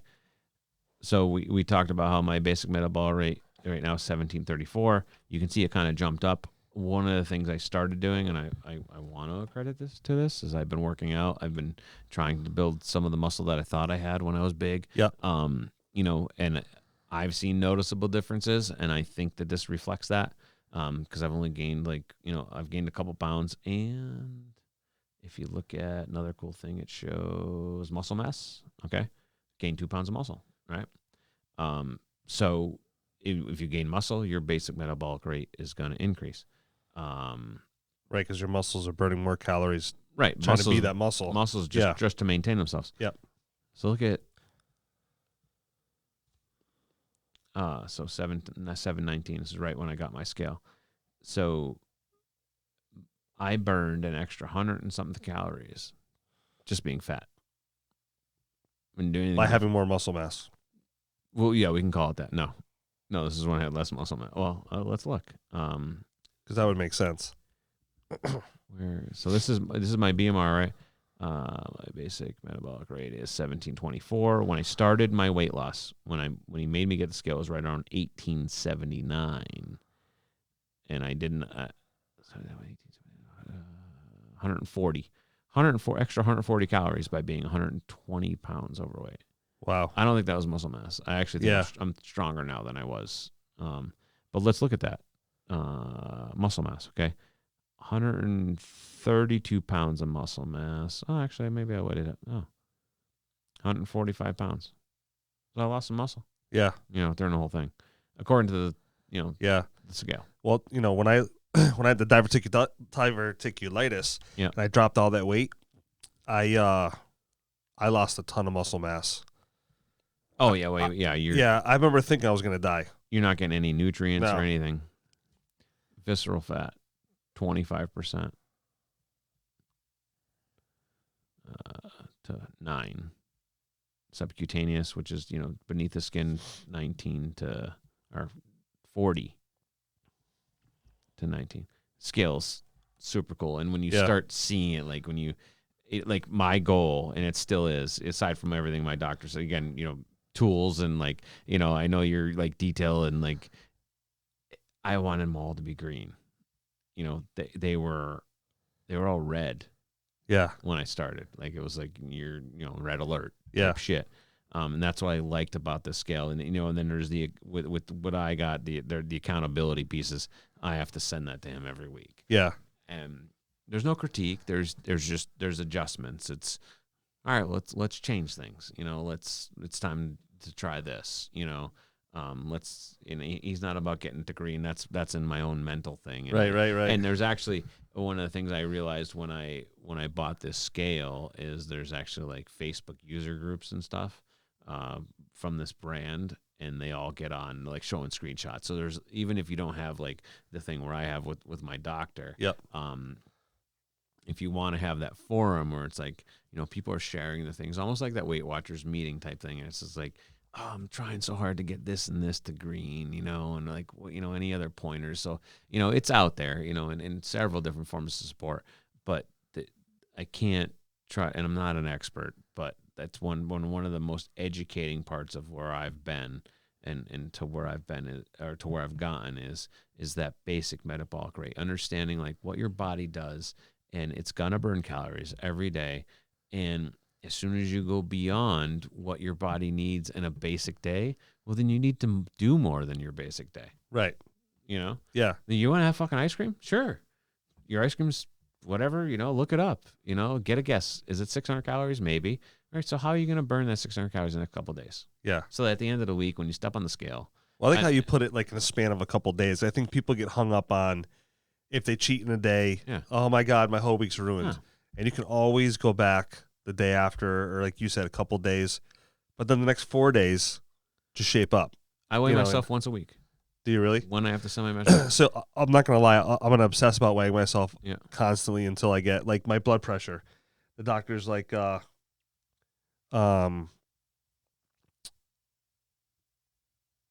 mother just texted me and it just totally threw me off.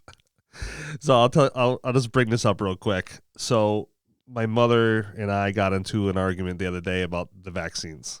Yeah. And, I'm big on pro-choice. I'm big on anything pro-choice. I don't care if you're a man, a woman, whatever. Free country. Free country. Should be able to choose. Yeah, I agree. And I just don't trust MNRA. I just don't. Mm. The J&J, I'm a little bit more apt to do that, but I know that we're going to come out with better technology, right? And so I read something today that they're actually coming out with newer technology, and it's made from a moth. It's a whole system, but it's from a company, and I'll pull it up real quick. I think I took a screenshot of the name. So it's Novavax. It had some really promising clinical trials, and it's a little bit of old technology, but a little new technology. But it's very traditional based. Yep. So if we talk about the flu vaccines and all those kind of things, there's that building block of the same thing. So, when you say you're skeptical of a vaccine, people want to label you an anti-vaxxer. And I saw something interesting this weekend.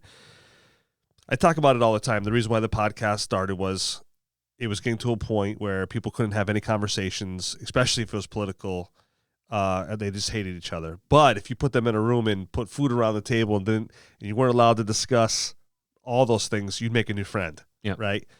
So I see this person, and I won't say their name, but they literally go out and look for people to fight with on the internet. There's a handful of those. Yeah, I've seen them, and this person seems to be getting a little worse. And anything for views. Yeah, well, it's not even they don't have a podcast or anything. It's just their Facebook. Yeah, but it's all views. Yeah. And it's just I kind of really pride myself on letting people know it's okay to have another opinion, right? And again, pro-choice, and I can drill pro-choice down to practically anything, right? Yeah, it definitely has its overlying label, and it's usually into women's rights and abortion, but pro-choice is, it can be extrapolated to just about anything. We are in a free country. Yeah. For right or wrong, and whatever your views and perspectives are, we are all allowed to think and do the majority of things, especially it should be in relation to our own body. I 100% agree with that. Like, yeah, if you're gonna inject me with something, I should have a choice around it. And I don't understand why people don't understand that some people are going to be absolutely terrified of the vaccine. I mean, it hasn't been around for very long. I mean, they've been dabbling in that technology. I'll give them that for a little bit of time. Yeah, it's a vaccine of a virus, and the coronavirus itself, not the different variations, but, SARS is a coronavirus. There's several, and I don't know them all, but, a lot of them were in Asia. And, they kind of spread. Not that they all originated in Asia, but, it seems like that guy was an epicenter in a lot of cases, or at least a lot of areas of concern. The coronavirus itself, not COVID-19, which is like, I don't know I forget if it's based on the year that it was discovered or if it was that number evolution of it. I'm sure it's not, because it's a virus, so it's constantly evolving. Right. Yes, it's always been there. So, and I want to say that a lot of our current COVID-19 vaccines, again, not an expert, are based on or are rooted in some of the earlier coronavirus derivatives, and then they just kind of integrated, some newer portions of it. But yes. Yeah, and the misinformation now has been absolutely insane. And, I guess I'm asking people to have a little more grace with people that don't understand or are scared, because eventually it's going to be your turn to be scared about something, and you don't want to get bullied. So this is like a little, I guess, public service announcement. Don't be an asshole to anybody that, you could actually have a different conversation with. Try to understand why they're scared. And this whole thing with, anti-vaxxers being Trumpers, this whole thing is making me wig out, man. Like, doesn't make any sense to me. But I will tell you this. So I sent my mother this information today, and I said, this fits me now, and I'm not an anti-vaxxer. My kids are all vaccinated. I got all my vaccinations. I've had the flu shot a couple times, although I don't get sick, so it's not for everybody. But I'm sick of seeing the hate. You saw what I put on Facebook the other day, and I know I can say that, and I know it's not for everybody to be how I am or how you are. You're basically like me too, where it's all individual, and I can't imagine waking up in the morning every day and like my goal is to go troll other people on Facebook or whatever platform that you're, hot on for the day, and attack somebody because you think you're right. You might have some valid points, but I guess try to figure out a different way to, you know what I mean, to get that conversation rolling, I guess, if that's what you want to do. So it's like you're encroaching like another 3 hours with the Yeah, content. I know. I just looked at the time. I'm like, oh fuck, it's 2 hours. So and it's actually it's a subject that I'm super passionate about. Yeah. Especially within myself and how I feel about other. I can't say about other people, but just about society in general. And it's all rooted around. Honestly, it's all rooted around social media, Right. And not just social media, but just the internet in general versus human to human interaction. And I try to do like my own personal experiments, without being too intrusive, like in my day-to-day stuff. Like, well, if I find someone that I feel, like I'll test things that I see or read on social media as much as I try to be removed from it. Right. And test those theories and things that I might see in my day-to-day life. So if I see, if I come into interaction, with a person of color, which when I leave the house, it's everything's very different these days, and I have, plenty of friends of many diverse backgrounds, but I like to feel out like how they're feeling, and it's like, okay, how much of how you're feeling is coming from social media, how much is coming from your day-to-day interactions. Like when you're asking questions, when you're going to buy a cup of coffee versus like when you're like reading things on social media, like, if you're on the wrong, if you're following in the wrong things or interacting with the wrong things on social media because of the algorithms, shit's gonna get real ugly real quick. Right. But when you go to buy a cup of coffee and you go to buy or you go fill your tank of gas, or like your day to day, like how do those two things differ? And sometimes they're very the same. Right. There's a lot of problems that are presented on Facebook that are very real in people's real lives. Sure. And what was the Netflix documentary, Social Dilemma? Oh, that was crazy. Did you watch that? Oh, I did. Okay, so that is the one that I really like to hone in on, because it talks about the algorithm. And it's like, and I purposely, so there's a few things I do with social media. So number one, I follow very few things. Right. Okay. I try to be, unless there are things I'm really passionate about. So I like the band Fish. Okay. Yep. Huge fan. I don't know. I can't even tell you how many shows I've been to. Close to 100 probably. Wow. Yeah. And that's like a milestone for Fish fans if you don't know. Way over 50, which is a milestone, and I'm nearing 100. I stopped counting. Don't care. But yeah, huge fan. And there's other artists. Like I've probably seen individual artists more than some people have been to concerts in their lives. Like I'm a huge live music fan. So I will follow those people and, but things, brands, political things, not at all. Yeah. But I do test things because I'm, inherently or just constantly curious. Yeah. So like I'll follow some right wing and left wing things. And even though I don't agree with that whole thing, because it's a whole nother podcast about how I feel about politics. Yeah. But, just to see like what shows, like what it shows. And I can immediately show, like if I like a page just to test it, the shit that comes downstream, and then God forbid if you feed that wormhole a little bit, like, share, follow, and again, social, I think it's called Social Dilemma, right? Yeah. The developers of these algorithms still don't even, because they're not living obviously, but they're evolving, they're digitally evolving, and there's no control over what they're going to show you. Well, especially when you throw AI into it. AI is really that's what, when you talk about algorithms, that is, essentially it is AI. If it's a computer generated algorithm is programmed to evolve, and algorithms are an evolving, kind of an infinite thing. Yeah. That is, its own form of AI, but we can call it AI. It's, it decides.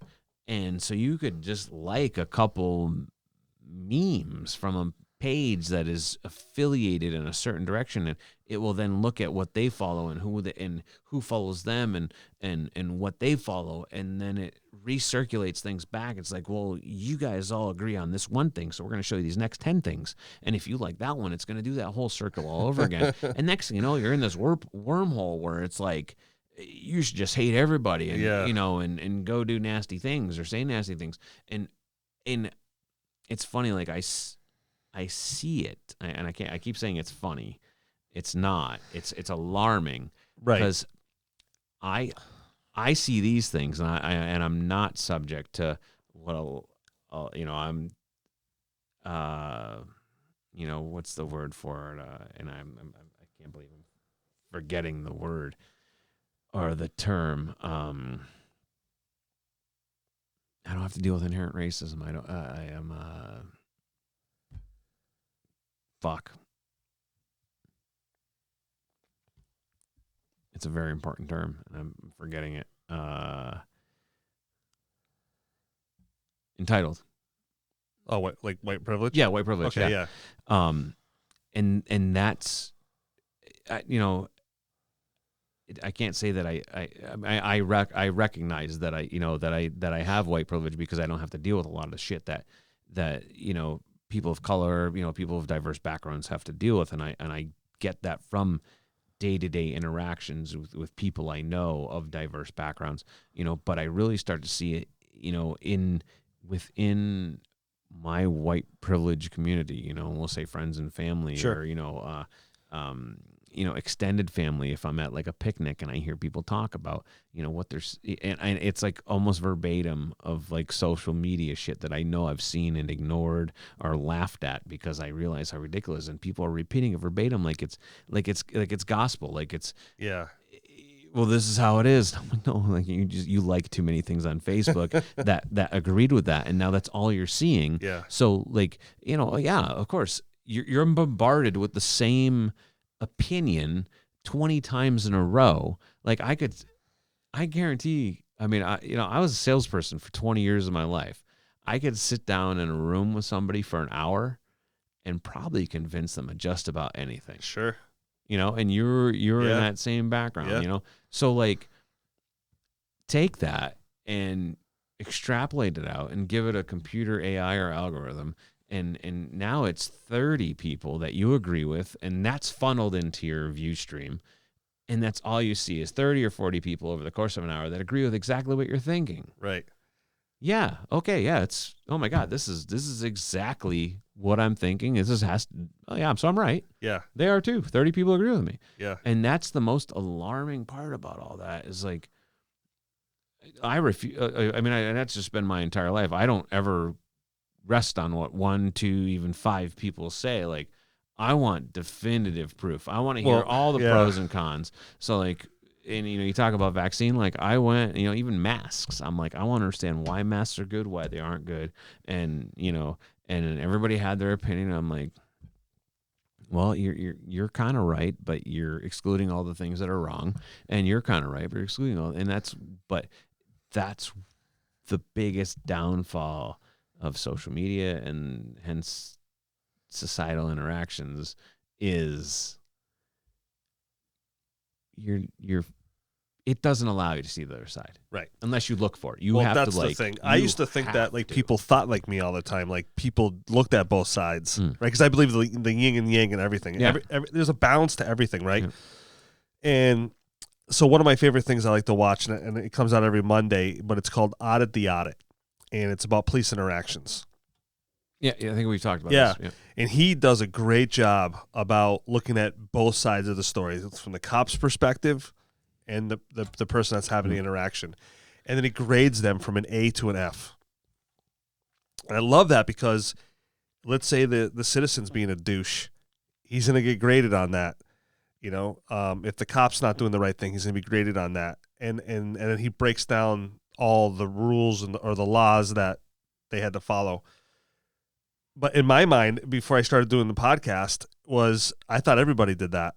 And don't get me wrong, I'm not naive, but I thought it was the majority of people that did it, But then as I started talking about people, I started bringing up different subjects and see how instantly pissed off they got, or like 0 to 100. I'm like, whoa, like I barely touched on that subject and look how you just got. Like, where does that come from? And the lack of, and one of my favorite things, I'll tell you right now, I can't spell. Spelling for me has never been easy. And I can't, I suck at pronunciation. Like if I'm writing something, I'm okay, but sometimes I put the comma on the wrong spot or whatever. Yeah. But it's funny when I have a debate with somebody, it's the first thing they pick out, and they try to win the debate based on my punctuation or instead of the message. Exactly, instead of the substance of what I'm trying to say. And I always laugh at that, and I say, you think that's the chess move right there? And they'll take it and run with it, man. And then look this guy didn't do on it. Yeah. And I saw that with you spelled it Y-O-U-R instead of Y-U-R Y-U-apostrophe-R-E. Yeah. Yeah. Yeah. You can wait. It's fine. So yeah, and I laugh at that because it's just that part I find comical. Like if that's your gig and that's your you have no other ammunition. Yeah, you're all done. And that means you don't know what you're talking about. You never did the homework, and so I racked my brain with that this weekend. Like I really had a hard time with that this weekend. And part about dealing with a wife with a brain injury is, it's really early right now, technically. She's already going to bed. Oh, she come home? No, she's at her mom's house for the next couple of days. But, dealing with somebody with a brain injury is their battery life throughout the day changes. So a day like this, she's in bed by 8 o'clock at night. Can't even imagine. No. Yep. But, so I'm going to bring it up to that person soon. I'm going to have that conversation with them saying, they have been kicked off Facebook numerous times, and I keep getting these friend requests from them from an alternate account, and I'm just sick and tired of it. Yeah. Like, if you can't go through life having, at the least amount you should be able to do is understand, like, if you want to be a certain way, listen, you only get through this life one time. And if that means you want to be married to the same sex, if you want to change your sex, do what you got to do. I am behind you 100% because we only get one shot at this. Yep. And I don't like to see anybody go through life being who they can't be. But if someone else wants to be something that you don't want to agree with, none of your fucking business. None of your fucking business, man. Yeah. You know what I mean? Like, I was taught that at a very early age, mind your business. Yep. And it just, I lost sleep over this the last couple nights because I want to confront this person, but I want to do it tactfully and I want to do it with respect. So, they say if you don't have anything nice to say, don't say it, but I'll wait a few days and then I'll say it. But I'm starting to see more and more of that from people who I know. And it's driving me mental. Yes. And it's, none of us are getting any younger, and like, I'm at a point in my life where I have a lot of great friends. I'm not trying to make new friends. I'm not against making new friends, but they have to kind of be at least at par with like where my great friends are right now. Yeah. And the other part of it is, even I might even have friends I've had for a long time, and we have differences of opinion, and I appreciate those, Sure. because that's what makes everybody great is, nobody, none of us are the same, and that's awesome. And you can express your opinion and we'll talk about it and I'll give my opinion. But as soon as you start attacking my opinion, or you feel like and I don't attack other people's opinions. Like I want to understand what got you to that, Sure. That thing. And, I'll probably never agree with you. I have some very strong opinions. A lot of them could also be swayed, but I'm not going to force them. Yeah. I'm not going to force what I got going on inside me. I'll make a valid argument, what I feel is a valid argument, but I'm never going to be like, this is how you should be. Yeah. But I expect that especially if you're going to tell me this is how I should be, that you should have an argument at least as good as what I got. And even if you don't, that's cool. Just tell me why you feel that way. Yeah. But don't tell me I should feel that way too, especially if you don't have a reason as to why I should feel that way. Yeah. And that's cool, but there's so much of just like, oh, this is just the way it is. And that's kind of where I draw the line. And I'm it's also too exhausting to just disassociate myself with people. Yeah. I might reduce interactions with people, based on their opinions or their views or their values, but I'm still cordial and I'll still hang out with you. I'm not going to seek out your companionship, to hang out on a Friday night. But I might also, just because you're really cool, as long as you don't just talk about the shit that bothers me. Like, I think that's what makes America great is like we're legally, and like that's what our country's been about for a couple hundred years now is we can do those things, like you and I can differ on a bunch of different things. Yeah. And we can also agree on things and we can just not agree on anything, and that's fine. And, sometimes we might just decide that we just don't ever want to talk to that person, but what they got going on is cool because they're allowed to do it. Where I really have the problem with it, where it's just like, no, this is it. And I don't have any tolerance for anybody that differs from this opinion. And you could agree on 99 things, and some people leave this like decisive. It's like, no, this one thing, you guys are all gone. You're canceled, or whatever the hell it is. Right. Like that's not what America is about. Like I appreciate everybody's differences, from the top to the bottom, and sometimes the differences are too much where it's just not enjoyable to be with that person, but they're still entitled to be that person and be who they are and believe who they are, or believe in what they want to be, and that's cool. And you can just go coexist over there as long as you're not harming people. And that's a whole nother That's a whole other subject. It's a whole nother thing. Yeah. Or wishing harm. That's a whole different subject. But like what I believe, how I believe it, how I choose to practice it, how I choose, and I tell people this like in a perfect world, right? Let's say you were vegan. Let's say the whole world was vegan, right? But we had this cookie cutter lifestyle. So you came out of your mother's womb and you were this, and that's it. How boring would that be? The awesomeness or the awesomeness about us is that we're unique, in our own way, right? And if you start to have that cookie cutter, to me, I just find that I don't know what would life be like? It would be vanilla, like you wouldn't believe. It'd be Russia. Actually, my God, yeah. If you're wondering, or at least that'd be what people would be talking about. Sure, all the same shit. Yeah, and we don't have that. And there's all this like talk about like socialism and everything like that. Like no, it's and I don't like getting into politics because there's so many misconstrued opinions on how things are and how they should be and and blah blah blah. But like people don't realize like how good we have it, even though things aren't great, and maybe there are. Oh no, there's not. I don't think there's better countries out there. Yeah, well, still don't think. That's the thing. We're not perfect. If you're looking for a specific thing, maybe you could find a better place to be. But I can be whoever the fuck I want to be right now. And so can you. And we can agree or we can not agree. And we can also decide like tomorrow that you and I or me and so we just don't want to talk to each other anymore because we just don't agree, and that's fine, Yeah. But as long as I'm not harming you, you're not harming me, no one else harming anybody else. Like, but I can still think, I can still do what I want to do, I mean, a lot of people think that my outlook, I can't say a lot of people, I don't know anybody that thinks my outlook on things is weird or different, whatever, but I talk about it openly. Yeah. But I know people who try to live like a passive lifestyle and a very accepting lifestyle, and a very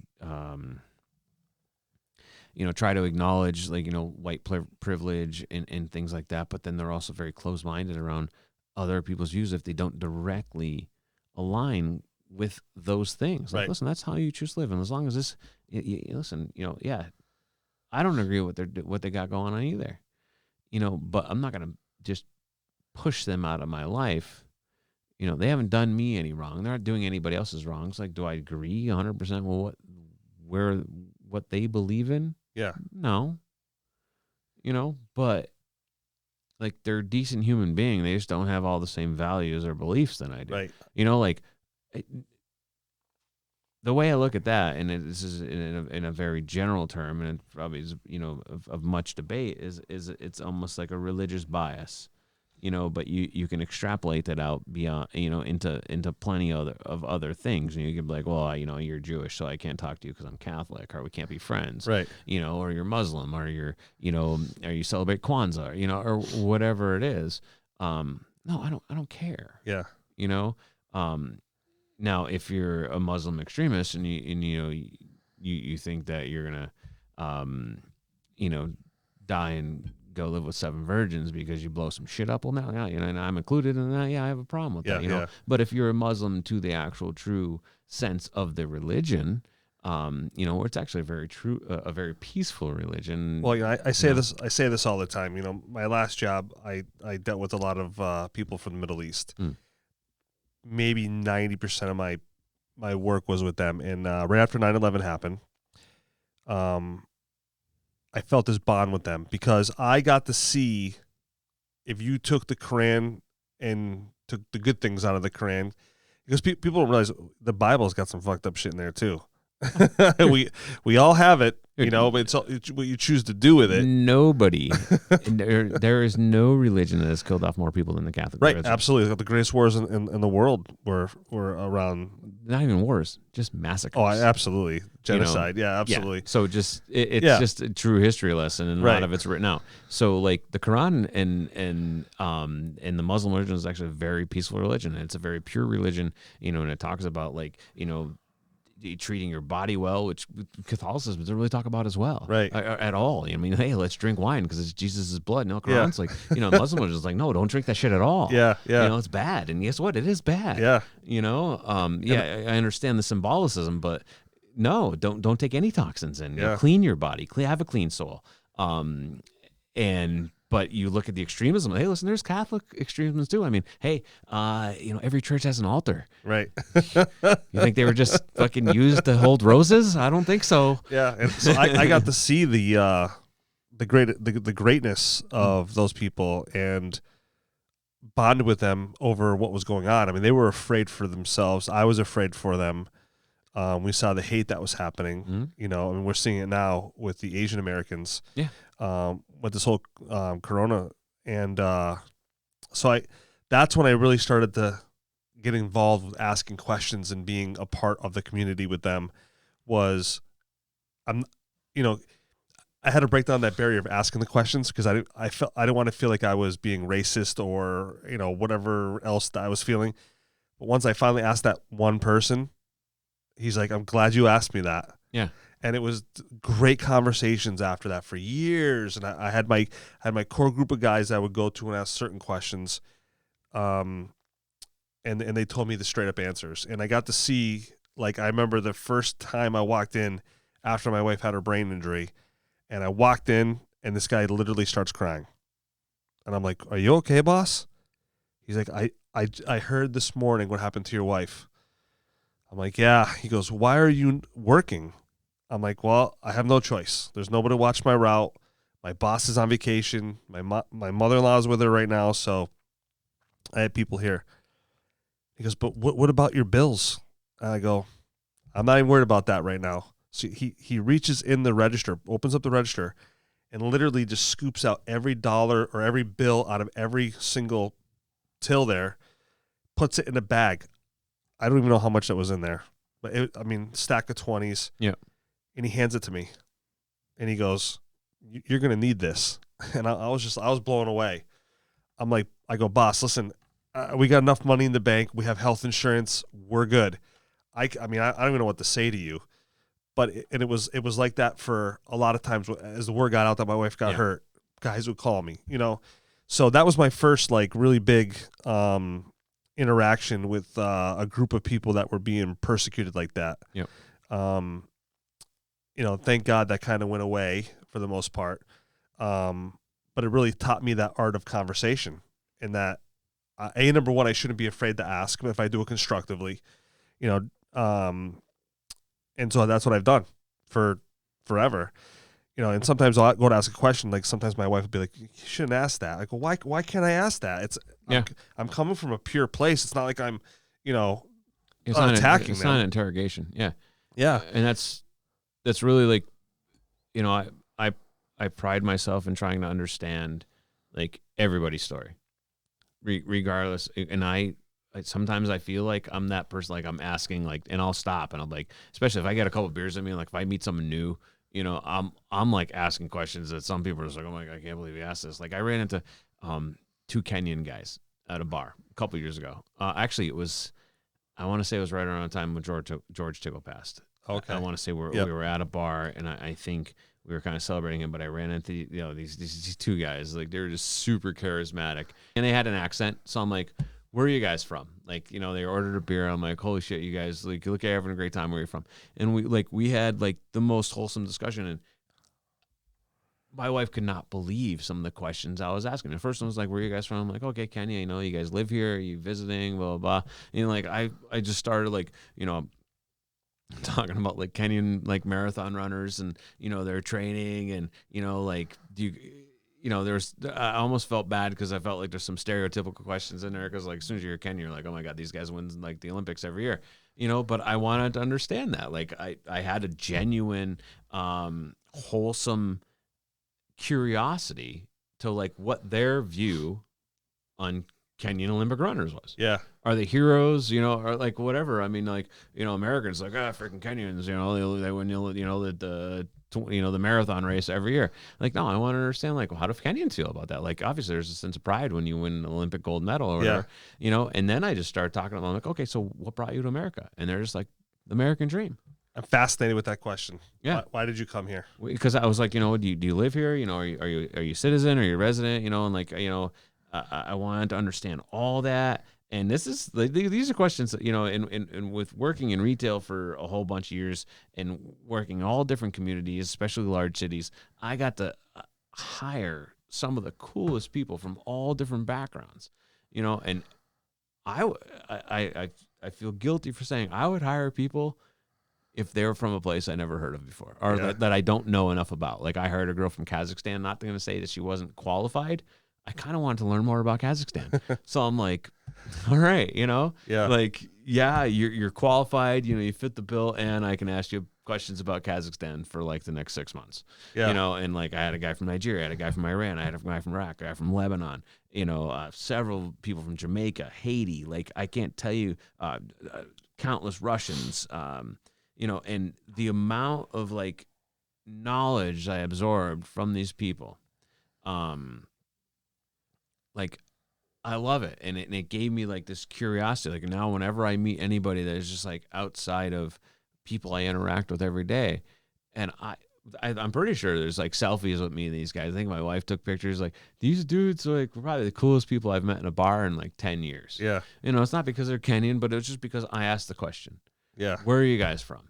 You know, you're not from around here. I'm fascinated with people who can, my big fascination is how can you pull up everything you know and then move to another country who different, everything's different, and then you simulate into that country. I don't know if I could do it. I couldn't do it. And these people do it. Like one of my customers, I remember one time, his parents used to tell him that his the streets were paved with gold here. Yeah. So he had a pocket knife when he got off the thing. He had some kind of knife, and his father's like, where did you get that knife? And he's like, well, I took it with me. Couldn't believe that he actually got through like everything with it. And he goes, you know, you go throw that away. And he's like, I can't because I need to pull up the bricks of the gold. And his father's like, what are you talking about? And so he said, but Dad, you said the streets were paved with gold. He's like, that's not what I meant. Yeah. It's all about opportunity, you know? But to hear him talk about in the eyes of a child, you know, and maybe he was a little bit like in his early teens, but then get here and be devastated that the streets weren't actually paved with gold, but then understanding finally what his father said. What it really meant. Yeah. And that bring me back to like the, you know, the streets paved with gold and the American dream part. Like these guys said it. And then there was another guy that, you know, just probably a little less recently, but, you know, as far as like an employee, I hired a kid from Serbia, and like his parents literally left because like there was bombings in the streets every day. Like he had to, you know, find a way to get out. And I was like, you know, so I was like, well, what brought you here, you know? And he's like, it's the American dream, you know? And like, we take it for granted. We really do. I mean, you know, like our careers, you know, and even, some of the programs to support people that can't support themselves and stuff like that, even though some of them may be abused, it's still better. Right. Like we live an average lifestyle. We're not 1%ers. We can support our family and we can go out on a weekend and have a good time maybe. Yeah. There's people that can't even eat breakfast in other countries, and that's like a normal thing. Right. It's normal in our country, but still on a percentage basis, it's not as bad as it is. It's like I'm talking to these guys from Kenya, and they're like, so what brought you here, And like, oh, the American dream, like you can be whatever you want, do whatever you want. And I'm like, and this is, pre-COVID, we'll say mid-Trump term, and, some people might not have felt good things about racial relations and, Sure. And a lot of Facebook algorithms pointing you in a certain direction. So I was just like, well, what do you guys feel since you've been here? How long you been here? And, honestly, and it goes back to me, like, what do you see on Facebook or, social media versus what are you dealing with every single day? Like, these guys didn't know anything. They weren't here for Rodney King. They weren't here for, some of the, they definitely weren't here for, segregation and all that. They may have heard about it, but now they're here for the American dream. Right. And they didn't have any bad things to say, in their day-to-day. Did they encounter any of the shit, the really bad shit that you see, on social media? Does that shit still exist? Absolutely, it does. Sure. And I know of firsthand accounts, and I've seen it, I've heard it, and I try to be involved if I do see it, But it made me feel good. Like, these are the guys, they're not even from this country, and there's no hiding for them that they're not from around here. Right. Really, as much of a melting pot as this country is, they stood out, even for me. And it felt good to know that, like, here's two guys from outside this country trying to fulfill that American dream and trying to become naturalized and be part of this. And they still felt really good about that we're going through. And then, I can't say it offset the bad stories, but it kind of put reality in check with what algorithms are showing us. Yeah. And that's why I constantly try to do like a temperature check of like, what is digital showing me versus like, what are the true people who are going through the struggle? Right. You got to do the work. Because I don't know, I'm a fucking middle-aged white dude. I don't have any problems. Yeah. But I interact and associate and I'm friends with plenty of other people that have those struggles. So I'm like constantly like, how are you doing, dude? Like, first of all, because even if they're not the subject of the direct hate from the people who truly, they're subject to the people who believe the hate is there and they saw it on social media and they're just like, oh, this guy's an asshole because he looks a certain way. Yeah. And it's like you're dealing with from two sides. There's either like the people who, just have it, they have that hate just because it's just bred, can't say bred into them, but it's inherited and been taught. Yeah. Or there's just people who just believe it should be there because that's the way the things that they're looking at are showing. Yeah. And I'm constantly trying to be cognizant. I'm like, dude, how are you doing? How are you doing? Sure. Like, I have it easy. We have it easy. Yeah. And it's disturbing, but at the same time, it feels good to know that it's not, in a lot of cases, it's not as bad as what we see.